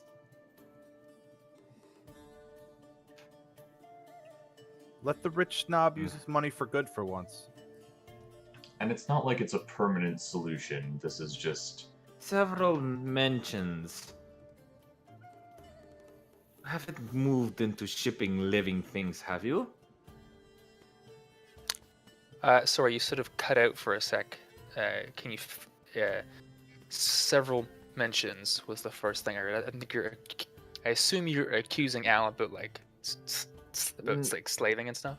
It's more so asking, you're not doing this, are you? Because it starts off, it's like, you weren't, I mean, you were dirty. Yeah, you were a fence, but you had morals. You helped us out when we were running. You, multiple occasions, did things that you didn't have to do. Upstanding guy. Slaveman's not the Al I would have known. So that's kind of what that question is. He says, faint wind. He says, using your full name.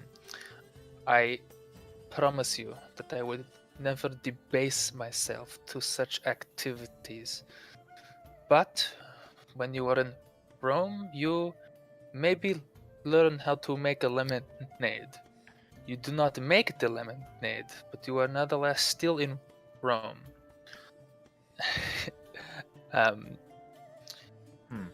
Excellent He says, metaphor. I have, of course, picked up things, and if I have to play the part to help you, then this I shall do. Very good. And Jerry just sort of looks at him, sort of distrustfully, and says, "And De La Guerte, what business do you have with her?" He just looks a little like changing topics. Like, excuse me. He says, I do not see how that is important to our current discussion.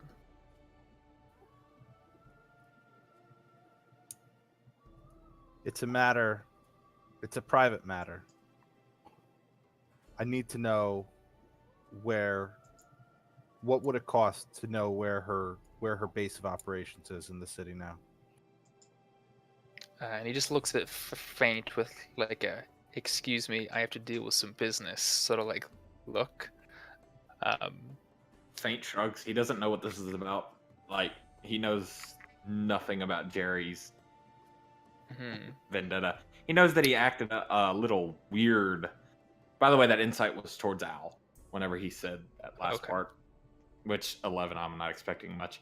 But yeah, Faint just kind of shrugs and be like, as long as this does not hinder our plan, it is, I suppose, important to him. So I'll turn back to you, Jerry, and say, that depends. Who is asking? And Jerry's just gonna tell a bold-faced lie at this point. He's gonna say, Gaspari wants to know. It's time to deal with things between them. He says, if Gaspari wants to know about the Madame de la Guerra, he says he would not come to me. No, you are acting by yourself. And Jerry, at that point, will just say, Faint's going to get his sister, and I'll help him do that. I don't have the option of doing that for my brother anymore, and she's the reason why. It is made clearer to old Al now. He says, I understand that you are very angry, and no doubt she has done you some great wrong. But I would put that behind you. She is not the one to be trifled with, and better men than you have tried to take her down. She has not gone to be leader of the Five Knives for nothing.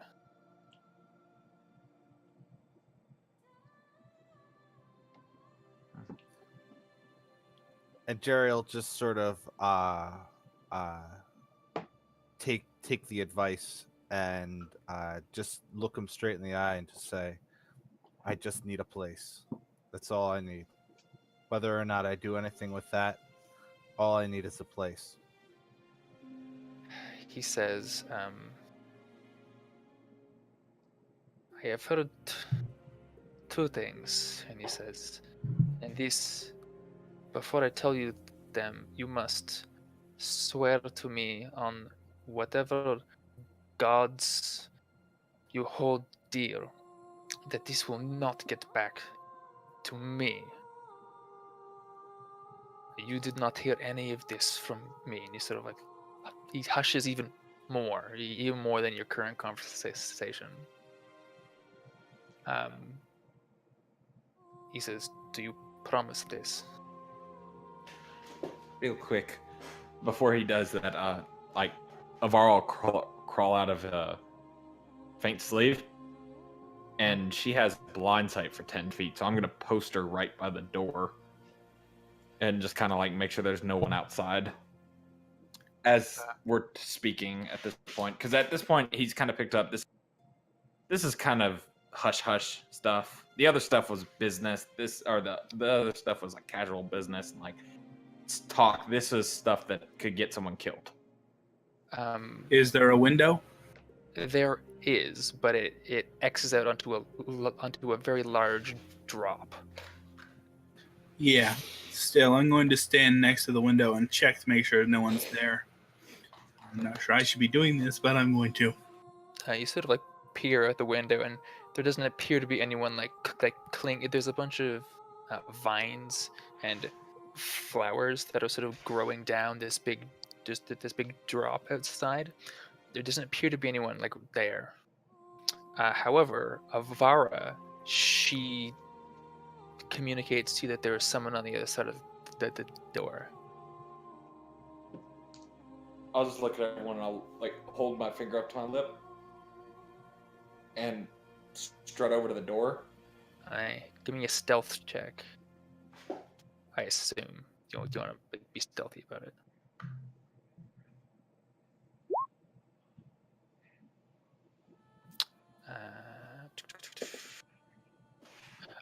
The moment you move, you hear footsteps running.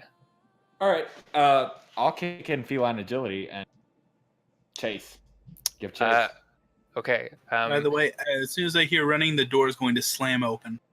Yep, and I'm glad you did that because as soon as that happened, like full bore. Right, like going. Yeah. Cool. So, I mean, feline agility in your rogue, like you're stupid fast. Just as there seems like there's a woman who is just like she just gets out of the customs office and she's sprinting. Also, how far is the drop? It looks like hundreds of feet. It seems to go directly down, just like, and you can see this magnificent view of the entire city. Ah, darn. So it's not actually to the entrance. So I can't actually just jump out the window. I mean, you could, but You have slow fall, don't you? No, that's not me. I'm not the rogue. Not the monk. he That's has the monk. he has very fast fall in his armor. Yeah. Well, then I'll follow Feint as fast as I can. Okay. Just as this woman, she appears to be wearing like a leather jerkin, just like very simple clothes. Just as she reaches the front door of the customs building, you are on her. I'm gonna like sleeper hold her, and like before she barred. There's no one else in the offices, right? There's like some clerks who were just like putting away their things. They're like just in the process of leaving. And we're in the middle of them. Yes. As all right, yeah, Feint will pounce on her, for lack of a better term, Mm-hmm. and kind of like bear hug her and like kind of like press up, like so she can't like reap anything. Mhm. And in her ear, he's just going to hiss, "Who are you?" Just give me a quick opposed athletics check for the grapple.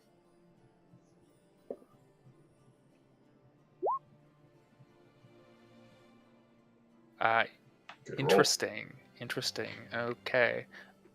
So because so you tied.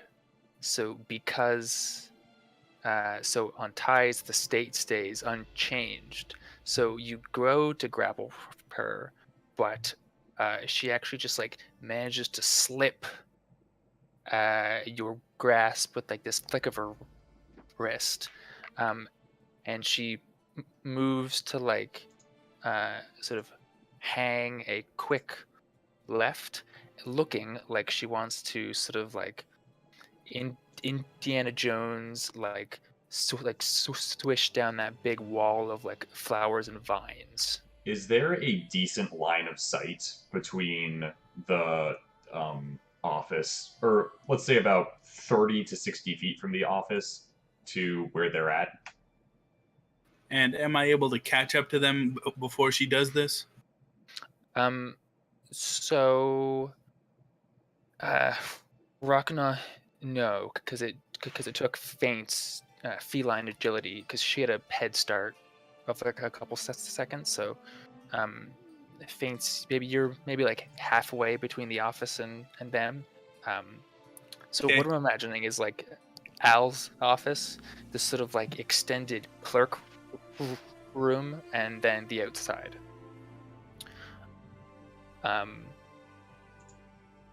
Bastion, yeah, you probably have a clear line of sight at some point along this journey. Okay, so as I see Feint and the woman like tussling and grappling, the second I see her slip away, I am going to cast Hold Person on her. Like a Wisdom saving throw, please. a wisdom save. Wisdom, DC 16. Oh my god. She rolls an 8. She rolls an 18. Ah, damn. Okay. So she rolled a natural 20 for her perception to hear Feint coming.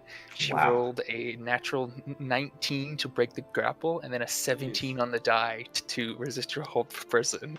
Jesus. So, Oh no, the good rolls have gone to you. If she tries to slide away from me and leaves my melee range, would she provoke an opportunity attack? If we're thinking about it, I'm thinking yes, she would, because she would not take her action to like disengage. She wants to move. All right, so can I? So. When she Or does wait, sorry. Well, no, because like if she were a rogue, she would want to use all her actions to move. So yes, Opportunity attack. Yes. So, can I use my opportunity attack since I am currently unarmed? Can I use my opportunity attack to essentially try to like wrap my hand around her throat and slam her to the ground? You can try another. You can try Yeah. another grapple. Yeah, as your opportunity attack. Now with grapples, can't you use athletics or acrobatics? Or grapples? To escape them. That's to escape them. Mm-hmm. It is always athletics to initiate. All right, I'm going to use my inspiration. Okay. Unclick that. Try this again. Oh my god! God. She only barely manages to beat you. She only rolled a 7 at the time. So yeah, you go, but she appears quick, perhaps unexpectedly so, and she sort of in this graceful movement grabs a vine and then like swings parallel to this big wall, sort of like half running, half like sort of scrambling down this big wall of vines and flowers. Can I do one more thing? Yeah. Can I cut the vine? Sure. Yeah. Whoosh, you cut it. She starts falling, but then she will make a dexterity saving throw to catch herself on other vines.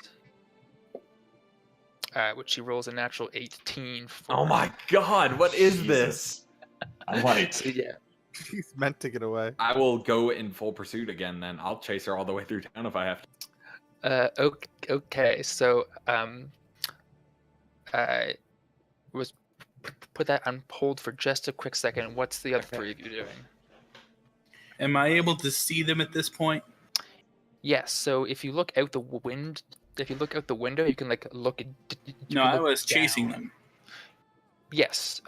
If you get outside, you can just look down over this big edge, and you can see her climbing like horizontally, diagonally down, and Faint following, I assume. And Jerry would be dashing after them, and he would do an acrobatics, like use his staff to sort of launch himself out and catch a vine and try and swing down and sort of cut off the pursuit along with Faint. Okay, then I'm going to use command and just say approach. Okay. What's the range on command? 60 feet. She is more than 60 feet away from you.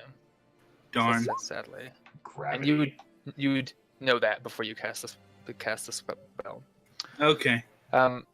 Bastion. Let's actually, before we do any more things, I just want to let's turn this into a skill challenge to try to catch her.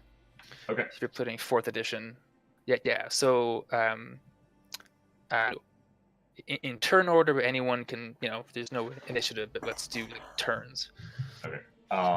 Real quick, Bastion, because Bastion isn't going to be super involved in this chase. He's gonna like look over to the edge, see them like scaling down these sliding down these vines real quick, and he's going to turn and head back up to Al's office to get some information if he can. Cool. I can't really do much from more than 60 feet away, actually. So I'm also going to go up to Al's office. However, I'm going to take out the eye again. Oh, to see what it does. Oh no. Okay. So back at the two rogues chasing the other rogue down this big wall of flowers and vines. Jerry, that's a great acrobatics check. Talk to me about it. Like, what are you doing? So basically, he uses his staff to sort of pole vault himself into space and grabs a vine and just like swings, George of the Jungle style, as close as he can get. Dope. Okay, you certainly can catch up to Faint, and the two of you are climbing and jumping in hot pursuit. Faint, do you want to make any checks or anything? Yeah, I'll make an acrobatics check. Whereas he's like swinging on the vines. Like I assume there's lattice so the vines can climb, right? Yes. So like think like essentially jumping from like place to place, kind of like the Assassin's Creed style like scaling, except speed it up. Like hit the 2x speed, and then that's what he's doing. So Cool. let's see how.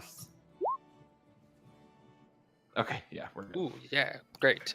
So both of you guys are totally like Assassin's Creeding your way, and you can sort of see there's like, it's like 200 feet below you, and there's this big waterfall that sort of like bisects this big wall of flowers. And you can see like people down below like looking up and pointing and be like, oh my goodness, Cheryl, oh what is going on? We're not keeping a low profile. Damn it, Cheryl. Wait, is it? It was. You said it was dusk when we got into the city. Is it not dark at this point? Oh, that's a very good point. So it is dark, but because it's Valdore, only because it's Valdore, there are magical lights woven into this big wall of vines and flowers, so that its So- beauty is visible all the time. Oh, that's fine because that Yeah. just means we're shadows at this point, scurrying across it. They can't see features. That's awesome. It's basically like Las Vegasing it. Yep. Oh, totally. Hmm. So Cool. So that's 2 successes. She seems to be keeping good pace, but so are you. What other skills than acrobatics do you want to try to use? I'm playing around with that. Like, are we like toe to toe with her? So you're maybe like, I don't know, like 60 feet behind her. okay, so I have an idea. Would you say climbing is fast or is slower than say flying? Flying is certainly faster. Mhm. Okay, yeah. Faint will launch himself off of the lattice and pull out the broom and activate it, and he'll attempt to fly next to her and cut her off. Cool. So she sort of like looks back and like gives this like look of shock. So she does like, she sees you zooming towards her. I'll count that as a success. She sort of like looks at you, looks forward, sees that the waterfall is not too far, and she makes a big leap and actually like dives into the waterfall, and is like is swept down the stream.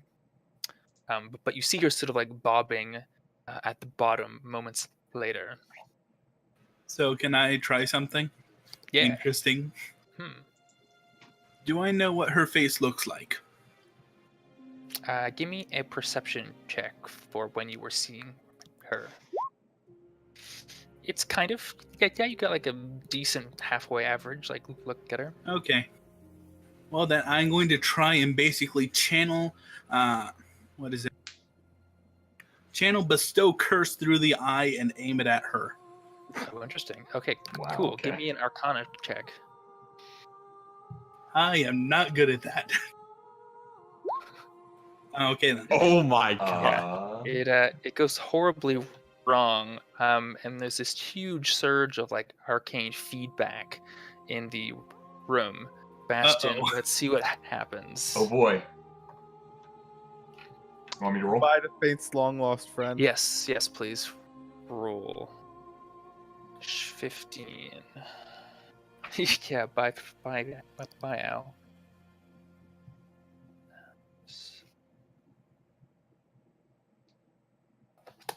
Okay. Oh wow! Just because I want to. Well, not just because I want to, but let me just check something.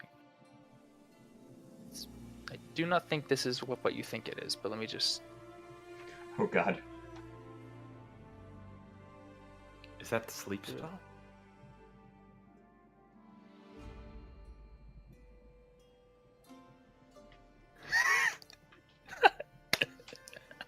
Okay. So exciting. Um. I'm blanking on names because this idea is so amazing. Bastion. Oh my god, that's your name. Yes. Bastion, your hands explode. Oh God. Just like actually explode. Just Oh God. I Oh no! Huh. Like blood and gore and guts and the whole works explode. So you see like your hands start vibrating, and then you can see this like kernel of arcane energy kind of like building in them, and it's essentially as if like your hands cast like 10 magic missiles out from the inside, just like Oh so my! there's this huge flash of arcane force, and then your hands are just gone. It- You're just trying to It's- make me more and more like Edward Elric, aren't you? I mean, it's whatever. So, like, my hands start glowing, like, immediately after you cast this, you just hear, and then just, like a crack, and, like, I'm just like, just in pain, just, like, on the floor, like, my wrists together as, like, my forearms together as I would, like, be making motions to clutch my hands if they were still there. Am I just, like, bleeding all over this guy's carpet? Yes, currently, and you are reduced to a single hit point. Excellent. I'm gonna go over and start healing him. What? Okay, back to the chase. Yeah, hey, let's hit it. Is she within 30 feet of me? When you zoom down on your broom, she is, and she's like bobbing in this river. So she's like here maybe, and you guys are just like coming down at her. What is she like? How is she looking right now? Is she like? She looks haggard and looks like she did not have to expect to go to this much effort for what she was told to do. I would advise you to stop. And as he says stop, he's going to cast Charm Person. Ooh, okay. DC 14. Do you need? Sorry, guys, I Wisdom need to add this save? shit to my notes because okay. my hands just fucking blew up. She sort of like looks up at you. She crawls up out of the river on the side. It's like this sort of decorative area where like you I don't even imagine know how to handle amorous this. couples might Like, as a meet in the evening, but character. there's no one there now. Oh my God. And she's sort of like panting, and she sort of like looks up at you, turns around, and you can see that classic glassy-eyed look of a charmed person. How many? Are we in a more remote area of the river, or? It's certainly more remote. There are still like magical lights sort of like bobbing romantically about. And you can see like people maybe like 40 feet away on the main road, just sort of like looking interestingly, but they can't really see. There's like lots of shadows. Okay. So I'm gonna look at this person, be like, "Come, how about we take a ride? I do not wish to disturb others." And he'll like gesture for her to, like, he'll float down and he'll gesture for her to get on the, and he'll fly back up to the thing, keeping close to the wall so that we're just silhouettes at the very least. Okay. So is that the full text of charm person? Do you know? Yes. Well, I can drop it. Yeah, I think so.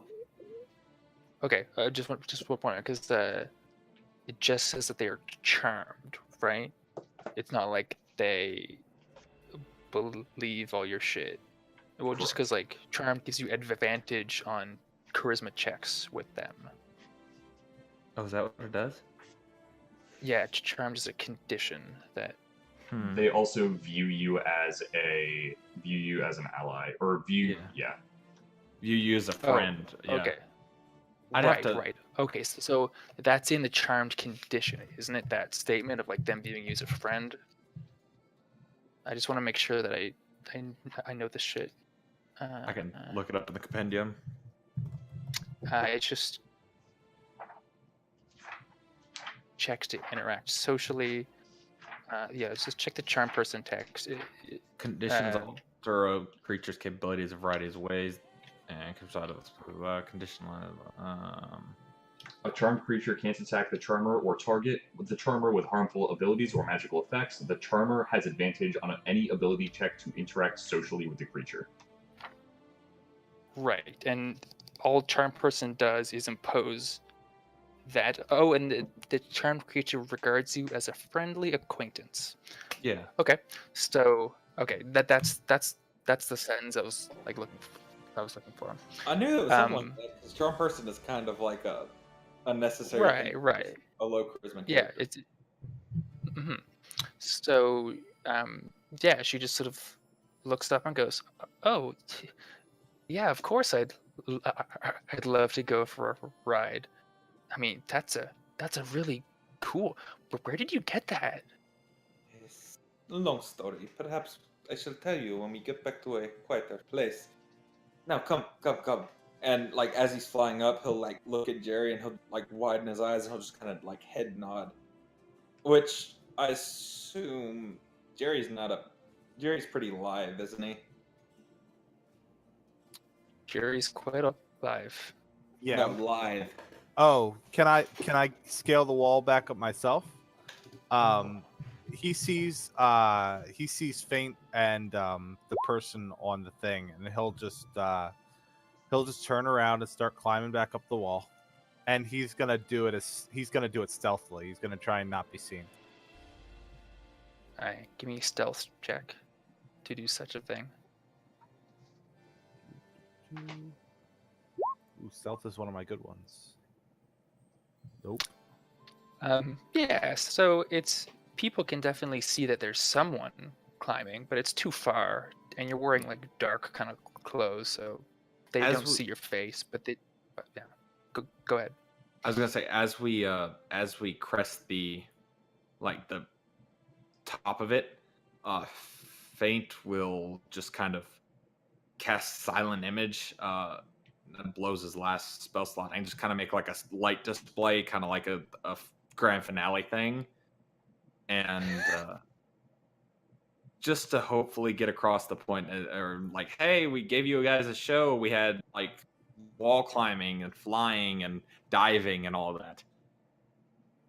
that. This is, of course, a totally acceptable ruse in Valdore, and you hear like a smattering of clapping come from the base. Okay, Perfect. Good. Yeah. So then we walk back into the room. What do we see? After Bastion, what Bastion and Rachna, what do you see? So what do they see? Rachna did cast Cure Wounds on me, which, I mean, I'm assuming like it would trigger an allergic. It would stop the bleeding. I'm assuming it would trigger an allergic reaction, but I'm assuming that I, as a character, wouldn't give a damn because my hands just blew the fuck up. So you walk in and you probably see just like a small pool of blood underneath me, and also just like blood spattering like the desk and the carpet and like a nearby wall or something like that. Yeah. And also, ow. And Bastion would be like down on his knees, like I said, like his forearms would be in the position where if he had hands, they would be clutching each other, but he doesn't. So, and he'd just be like whimpering. Oh my! Am I able to restore his hands with the same thing I used to restore the beggar's sight? I do not think that Lesser Restoration restores limbs. I think you would need the regeneration spell for that.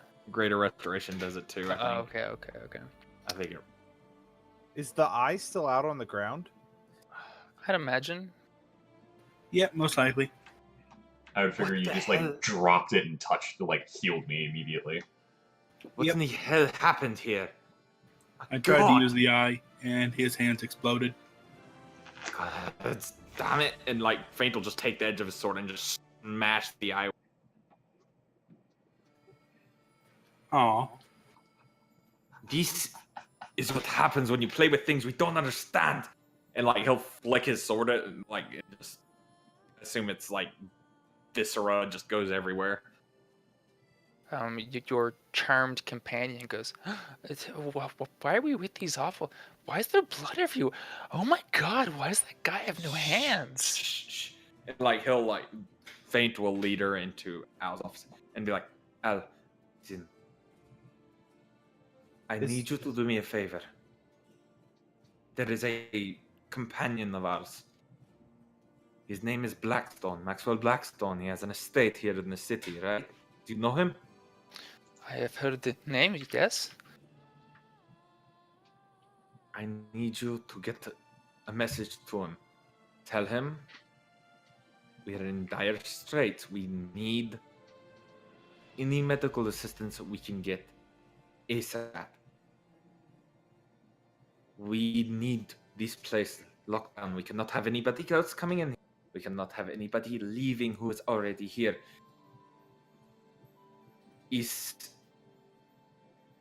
This is an unseen. And Al's just like, yes, I think some sort of medical attention. I will get the physicians. I will ask your friend to send Tell him. physicians. Tell him only ones he trusts, ones that are not loyal to anyone but the Blackstone family, and only the Blackstone family. Anybody else?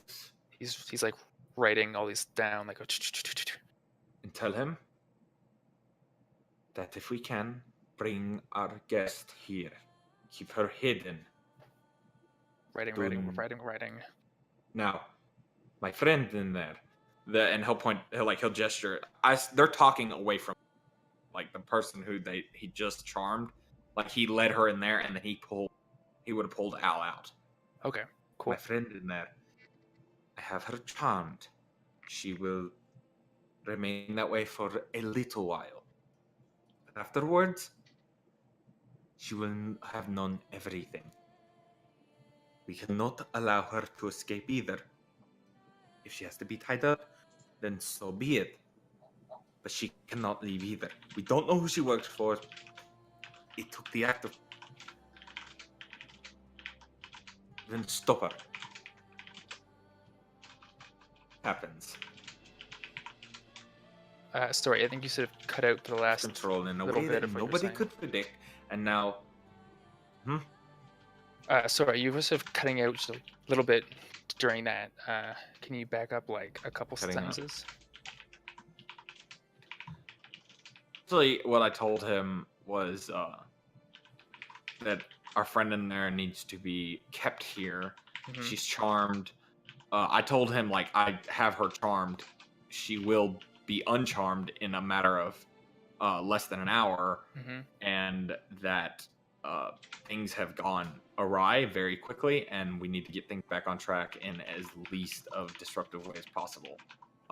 And like, he understands, Faint understands that there's he's asking him a lot. Like, I understand I'm asking you for so much here, my old friend, but you have to understand, I need you. This needs to be done. We have a day, and this all has happened quickly, and it's just so much. He says, "I know. Take a breath, Faint. And I know there was. He sort of like looks at the blood on his like nice jacket, and he's like, "Believe me, I know. I will get these things done for you. But when this is all done, we will have another talk, I think. But for now, I am at your command, my old friend." And he finishes writing the letter. He He goes like outside, finds one of his like trusted like smuggler runner people, gives them the letter. They go running off. Bastion. Yes. So obviously, incredibly traumatic experience. Incredibly. You feel something like pushing up through your arm, Okay. like through the inside of your arm, and it's like pushing towards the stubs. Sure. Is this a It's- visible oh, it's- thing? No. Okay. And then like it's like almost right up to the stub, and then suddenly sort of look, and there's like this bit of. It looks like sort of what looks like the very tip of a little skeletal finger, like poking out. Okay. Bastion, this is. I, as the player, have an idea what's happening, but this is not helping Bastion's peace of mind, and he's gonna like. At this point, he's gonna like start hyper. Just...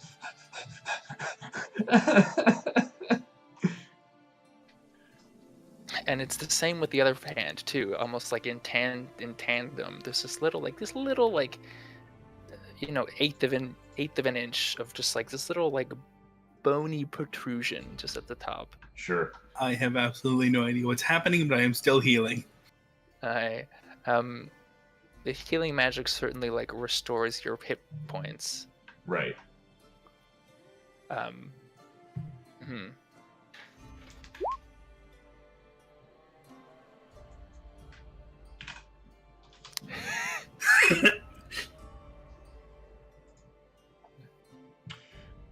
Bastion is above half health hit points. Oh It's my good. god, that applies to Bastion's whole body. I imagine Jerry would like hop up in the window now, having climbed back up. Yeah. As soon as he gets back in, he takes a look at the scene and is just and just sort of stands in the corner just aghast. He doesn't even know what to say. There's something happened here. The faint, your charmed lady, she just sort of like comes up to you and it's like, "Hey, I really enjoyed the ride. That was really cool. But I gotta get going. I've got a job. I heard some weird stuff. And I hope you don't mind. I know we're good friends, but I really gotta split. I'm on the call, okay?" Sure. Real quick though. Come, and like, it'll only be a few seconds. Who are you working for this time? I understand you're busy, but who's your boss now? She's. Oh well, I mean, I did sort of recently change. Working for old Gaspari now. He was apparently he had some pretty good information that Del Guerra would be here, and I was supposed to be listening in to anything that she was talking about. There's some smuggler guy that works up here. I guess he's like pretty good at what he does, I guess. So if she's talking to him, then there's something going on, I guess. So This will. Well, this is all things that can wait. Do me a favor, though. I wish to introduce you to my friends. My friends should meet each other. Rokna, can you do me a favor? Hmm? Can you come here real quick? I wish to introduce you to this beautiful. I'm sorry, I'm very bad with names. What is your name again? Lydia. Lydia. Yes. I'm sorry. I feel awful. It is. Honestly, I'm a terrible person. So It's okay. I mean, our friendship's always been so fresh. I always just feel like I've just met you. You know? Yes. So, there's a couple things that you have wrong, and I'm just to to fix this, right? Well, yeah, well, is this at this point has Rokta came in the door? Sure. I'd basically be casting healing hands from here to help Bastion as much as I can. Well, healing word. Do you he'll walk over to Rokna. 30 out of 38 Do you have any points. rope on you? What? I actually couldn't hear you. Do you have any rope on you? Stage whisper. I'd nod. All right, I don't wish to do this, but she cannot go back. She's speaking with Gaspari, or she's works with Gaspari. Given none of us are necessarily on the run from Gaspari, but again, we cannot have him hearing of this plan. And then I'm gonna glance at Jerry. Yeah. And are we like in a place where she can't hear us, or are we like right in front of her? Kind of right in front of her. Oh, I'm sorry, they're shy. I'm trying to convince them to speak. It'll be just a second. And and are you sort of like just closing her in the room for a sec? No. Like we're kind of in the way, so I had to get. She'd run into us. Jerry will just sort of whisper, you know, it could be an opportunity to get in, but we got two options. The way I see it, we either kill her or we use her to get to Gaspari and try and make something out of this. So, well, the thing is I can drop it, and she'll know. At this point, though, she's blocked in the room, so we could actually speak with her with a clear mind, or we don't necessarily have to kill her. We just have to prolong her information, at least until we get everything sorted out here. And he'll gesture over to Bastion.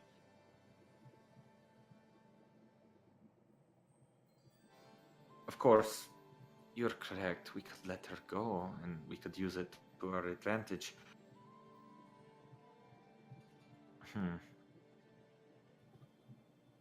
The problem is I wasn't necessarily kind with the chase.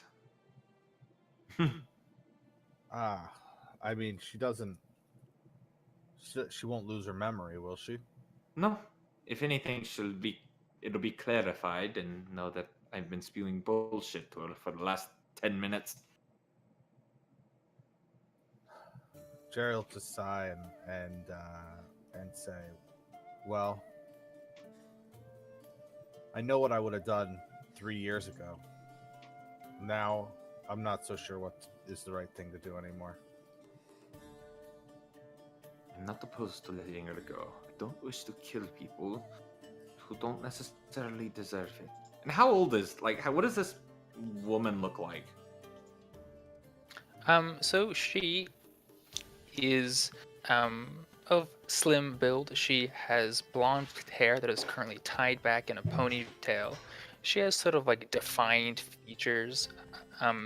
She looks maybe to be about like, I don't know, 23. Yeah, that's pretty much what I picture. Yeah, this is. I don't wish to kill people that don't seem to deserve it. If anything, she's not much a runner. So I say we let her go. The problem is I cannot convince her to rat on you.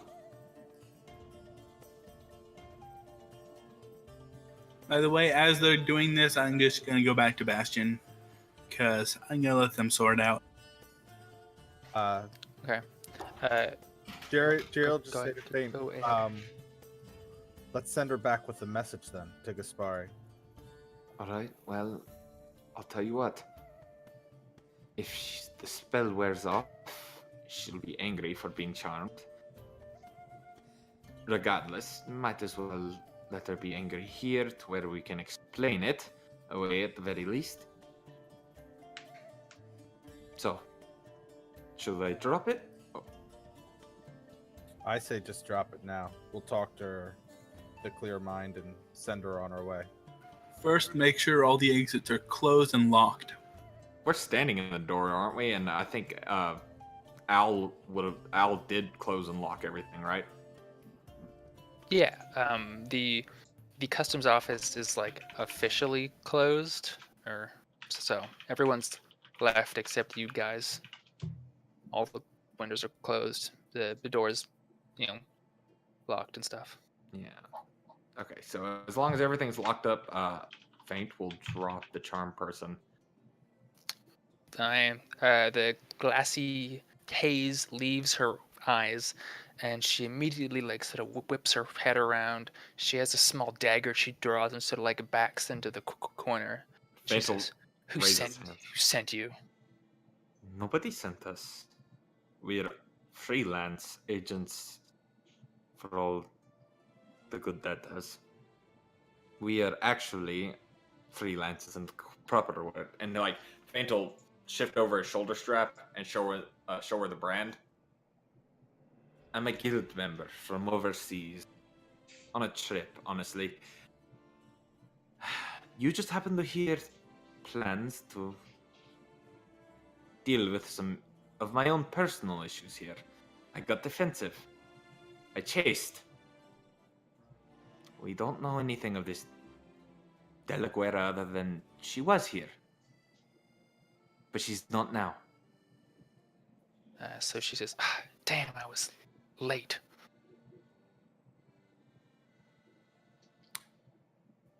And Jerry will jump in and just say, I have a message for Gaspari.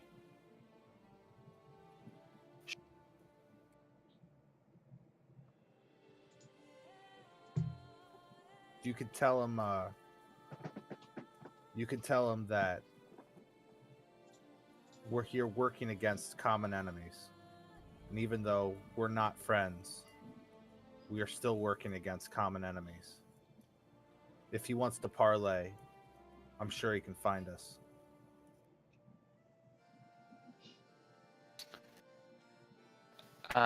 She puts her dagger back in its meager little sheath, and she says, "Yeah, I've heard that you were planning some sort of sting against Esperanza. I mean, I don't claim to know too much about what my boss wants to do, but," she says, "maybe we could go halvesies on it." No. You will leave us to this. We promise we'll cause a massive stir with Esperanza's dealings and allow for Gaspari to swoop in, clean up the mess. It'll make Gaspari look good while also making Esperanza look weak. She's like, "Oh, I mean, yeah, that sounds good. I mean, if you guys want to throw yourselves against Esperanza, be my guest." We have no will to indebt ourselves to anybody, so She says, "Good. Sounds great to me. I'll I know where to keep my mouth shut. But well, except that, so she's like a little confused. He told me," and she points to Jerry. "He told me to tell Gaspari, but then you told me no, not you to." tell him, yes. Oh, okay. What I'm saying is allow him to allow us to do our job. And then after Okay. we do our jobs, he can. Okay, so out of game, what I'm saying is we go in, we do the heist, and then once everything's in disarray, then Gaspari can swoop in Mm-hmm. and do cleanup essentially. And like I said, it wins him points for being in control, and it also makes Esperanza look bad. Certainly. For- This makes sense to me now. So she seems cool. She doesn't maybe seem like the brightest bulb. Maybe that's why she's just a runner. But she just. Oh, okay. I think I got it. Are we all square then, gentlemen? Jerry, do you wish to put this in writing first?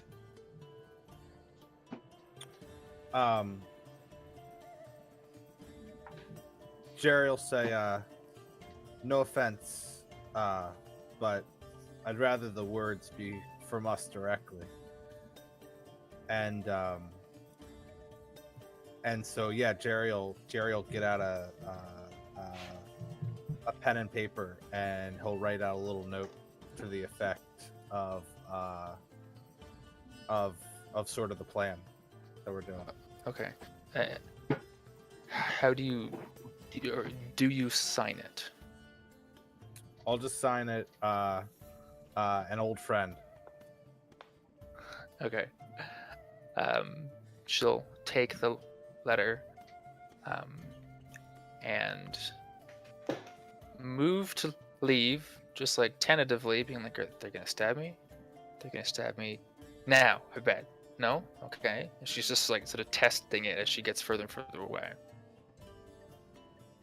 And then she gets to the front door and realizes She's like, It's a trap.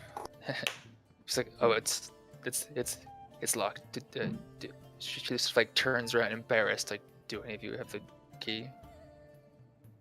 Oh no, wait, it's right here. And she like turns like the patch on the inside. It's like, oh, okay, sorry, I'm still kind of new to this whole thief thing. And then she just like goes. Bash, or Saint looks at Jerry and it's like, she won't last long, will she? I give her 2 years before the life takes her. Shit. Okay, looking over at Bastion, what's going on over there?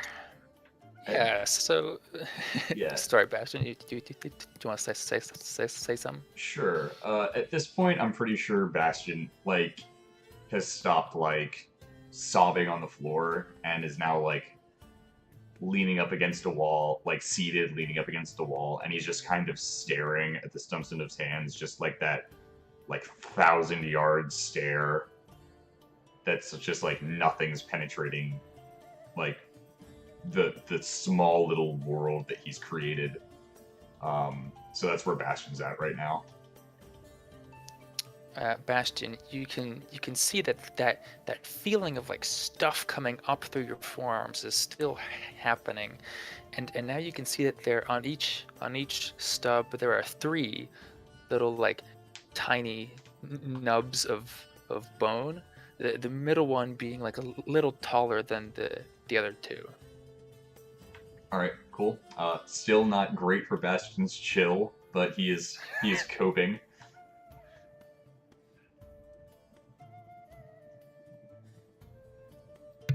Is Rachna watching this?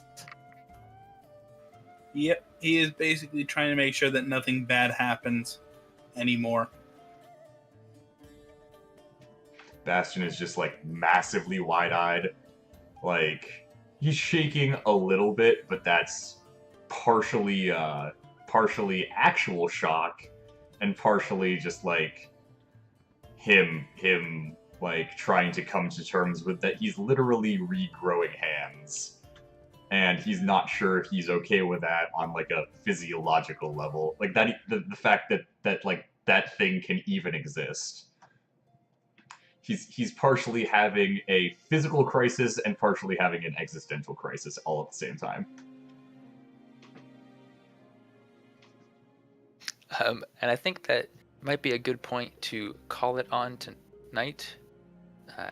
Getting a little late Yeah, now. sounds good to me. Yeah, so Tensura brings up a good point. Yeah, so we'll keep that in the bank for now. Yeah, so okay, so you guys have a plan of action that Al is going to assist you with executing next time. Perfect. One final question. How Mhm. far up is Bastion's hands blown off? Are we talking like halfway down the forearm or like just above the wrist? Yeah, so just like classic, like getting your hand chopped off for thievery, just like right at the wrist. Okay, cool. Mhm. Oof. That's crazy. Bastion has had a rough few sessions. I'm gonna let you guys know. Yeah. All things Yeah. considered, everything stayed pretty civil. Yep. Yeah. Like, we started off the session in a tiny bar with a fire-wielding woman, and then, Trying to arrest us. yeah, and escape, avoided all the guards on the way out, went into a shop. I managed to steal so much crap out of there without getting caught. Yeah, that kid is getting so many gold pieces deducted from his wages for the missing inventory. Oh no. Oh, jeez. I gave him an additional 10 gold. I hope that covers some of it. That's something. So, Well, we had, considering the 100 cheapest under. stuff was 20 gold. oh no.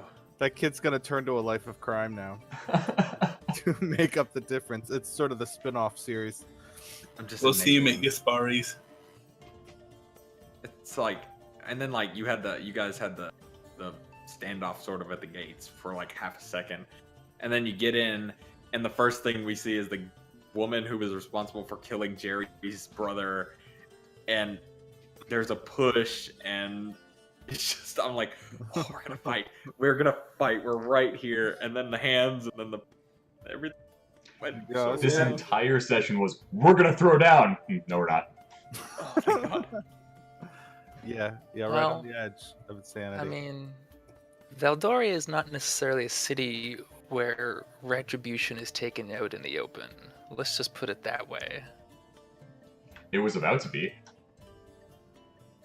Well, yeah. I'm glad it worked out that it didn't just start a battle in the middle of that. That probably would have turned out poorly for all of us. Actually, to be fair, they're a rogue. They might be worse in 1-on-5 combat. yeah, you Well, could, no, 4. Jerry, you sort of definitely got the sense that, like, especially when Ragnar like magicked his plate mail on, you definitely got the sense that Carmen judged that maybe a better situation, like she could find one more in her favor than this one, so she kind of like backed down. But Right. Bastion, do you think Bastion needs to roll for insanity? Hmm, I'll leave it entirely up to you. I don't know.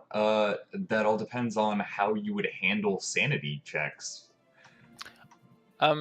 So just like the optional rules in the DMG, you make like a wisdom save and then gain some sort of madness.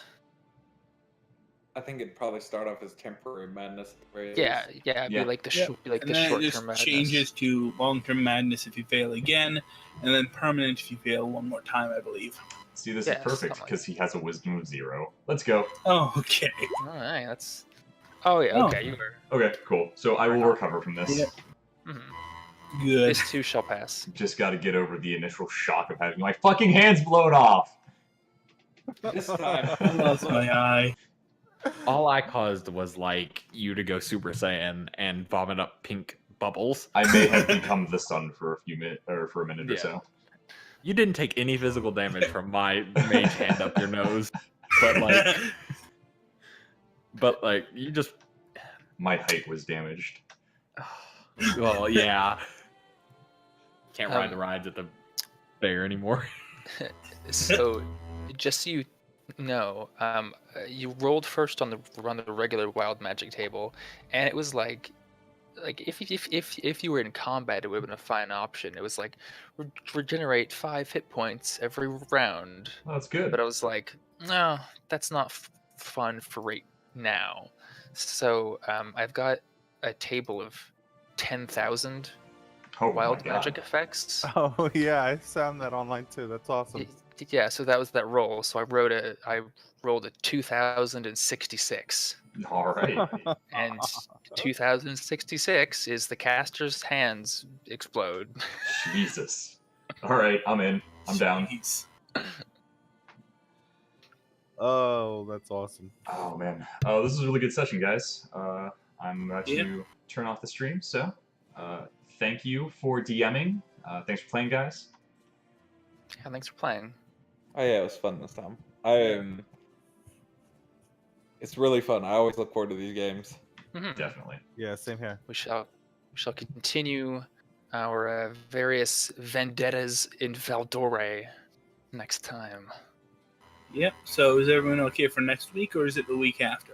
Let's do the week after. I have two D&D games next weekend, and I'm not sure I can juggle a third and still keep my sanity. Okay. This feels fine. Fine. I think we're re-rolling. More than one D&D session. I think I'm re-rolling characters with my party next week, so I'd be. Oh, right. I I just might be remembered. tied up. I'm gonna make a new secondary character. However, I kind of need everyone's approval for this because they're a really, really, how did I put it?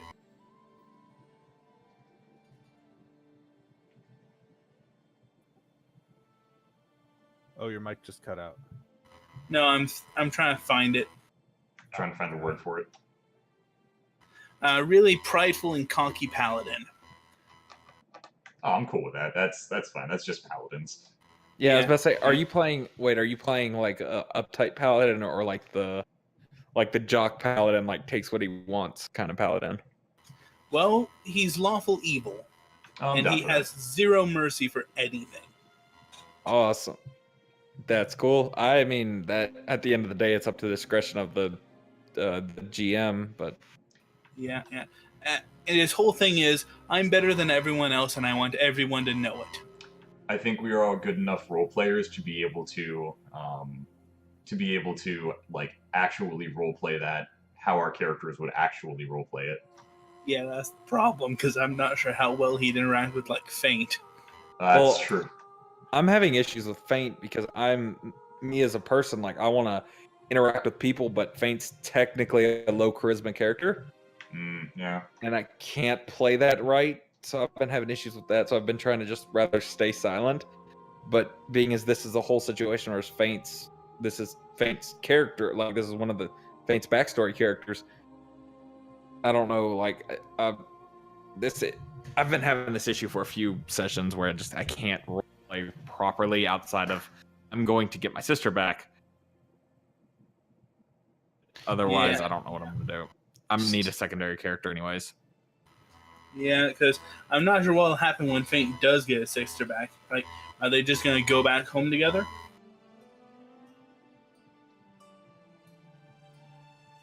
Well, we'll come across that in like, probably like 3 or 4 sessions. Yeah, it'll probably take a bit So to get there. Yeah. I'm going to head out. Have a good night, guys. Yeah, have a Great good session night. as always. Okay. Yeah, same. Yeah, night. All right, guys, it was fun. Yep. Oh, Yep. I gotta Bye-bye. work. Bye. Bye. All right, guys. Thanks for watching the stream. Have a good night. Get some water. Get up. Stretch. It's what, midnight? Get some sleep. Have a good night, guys.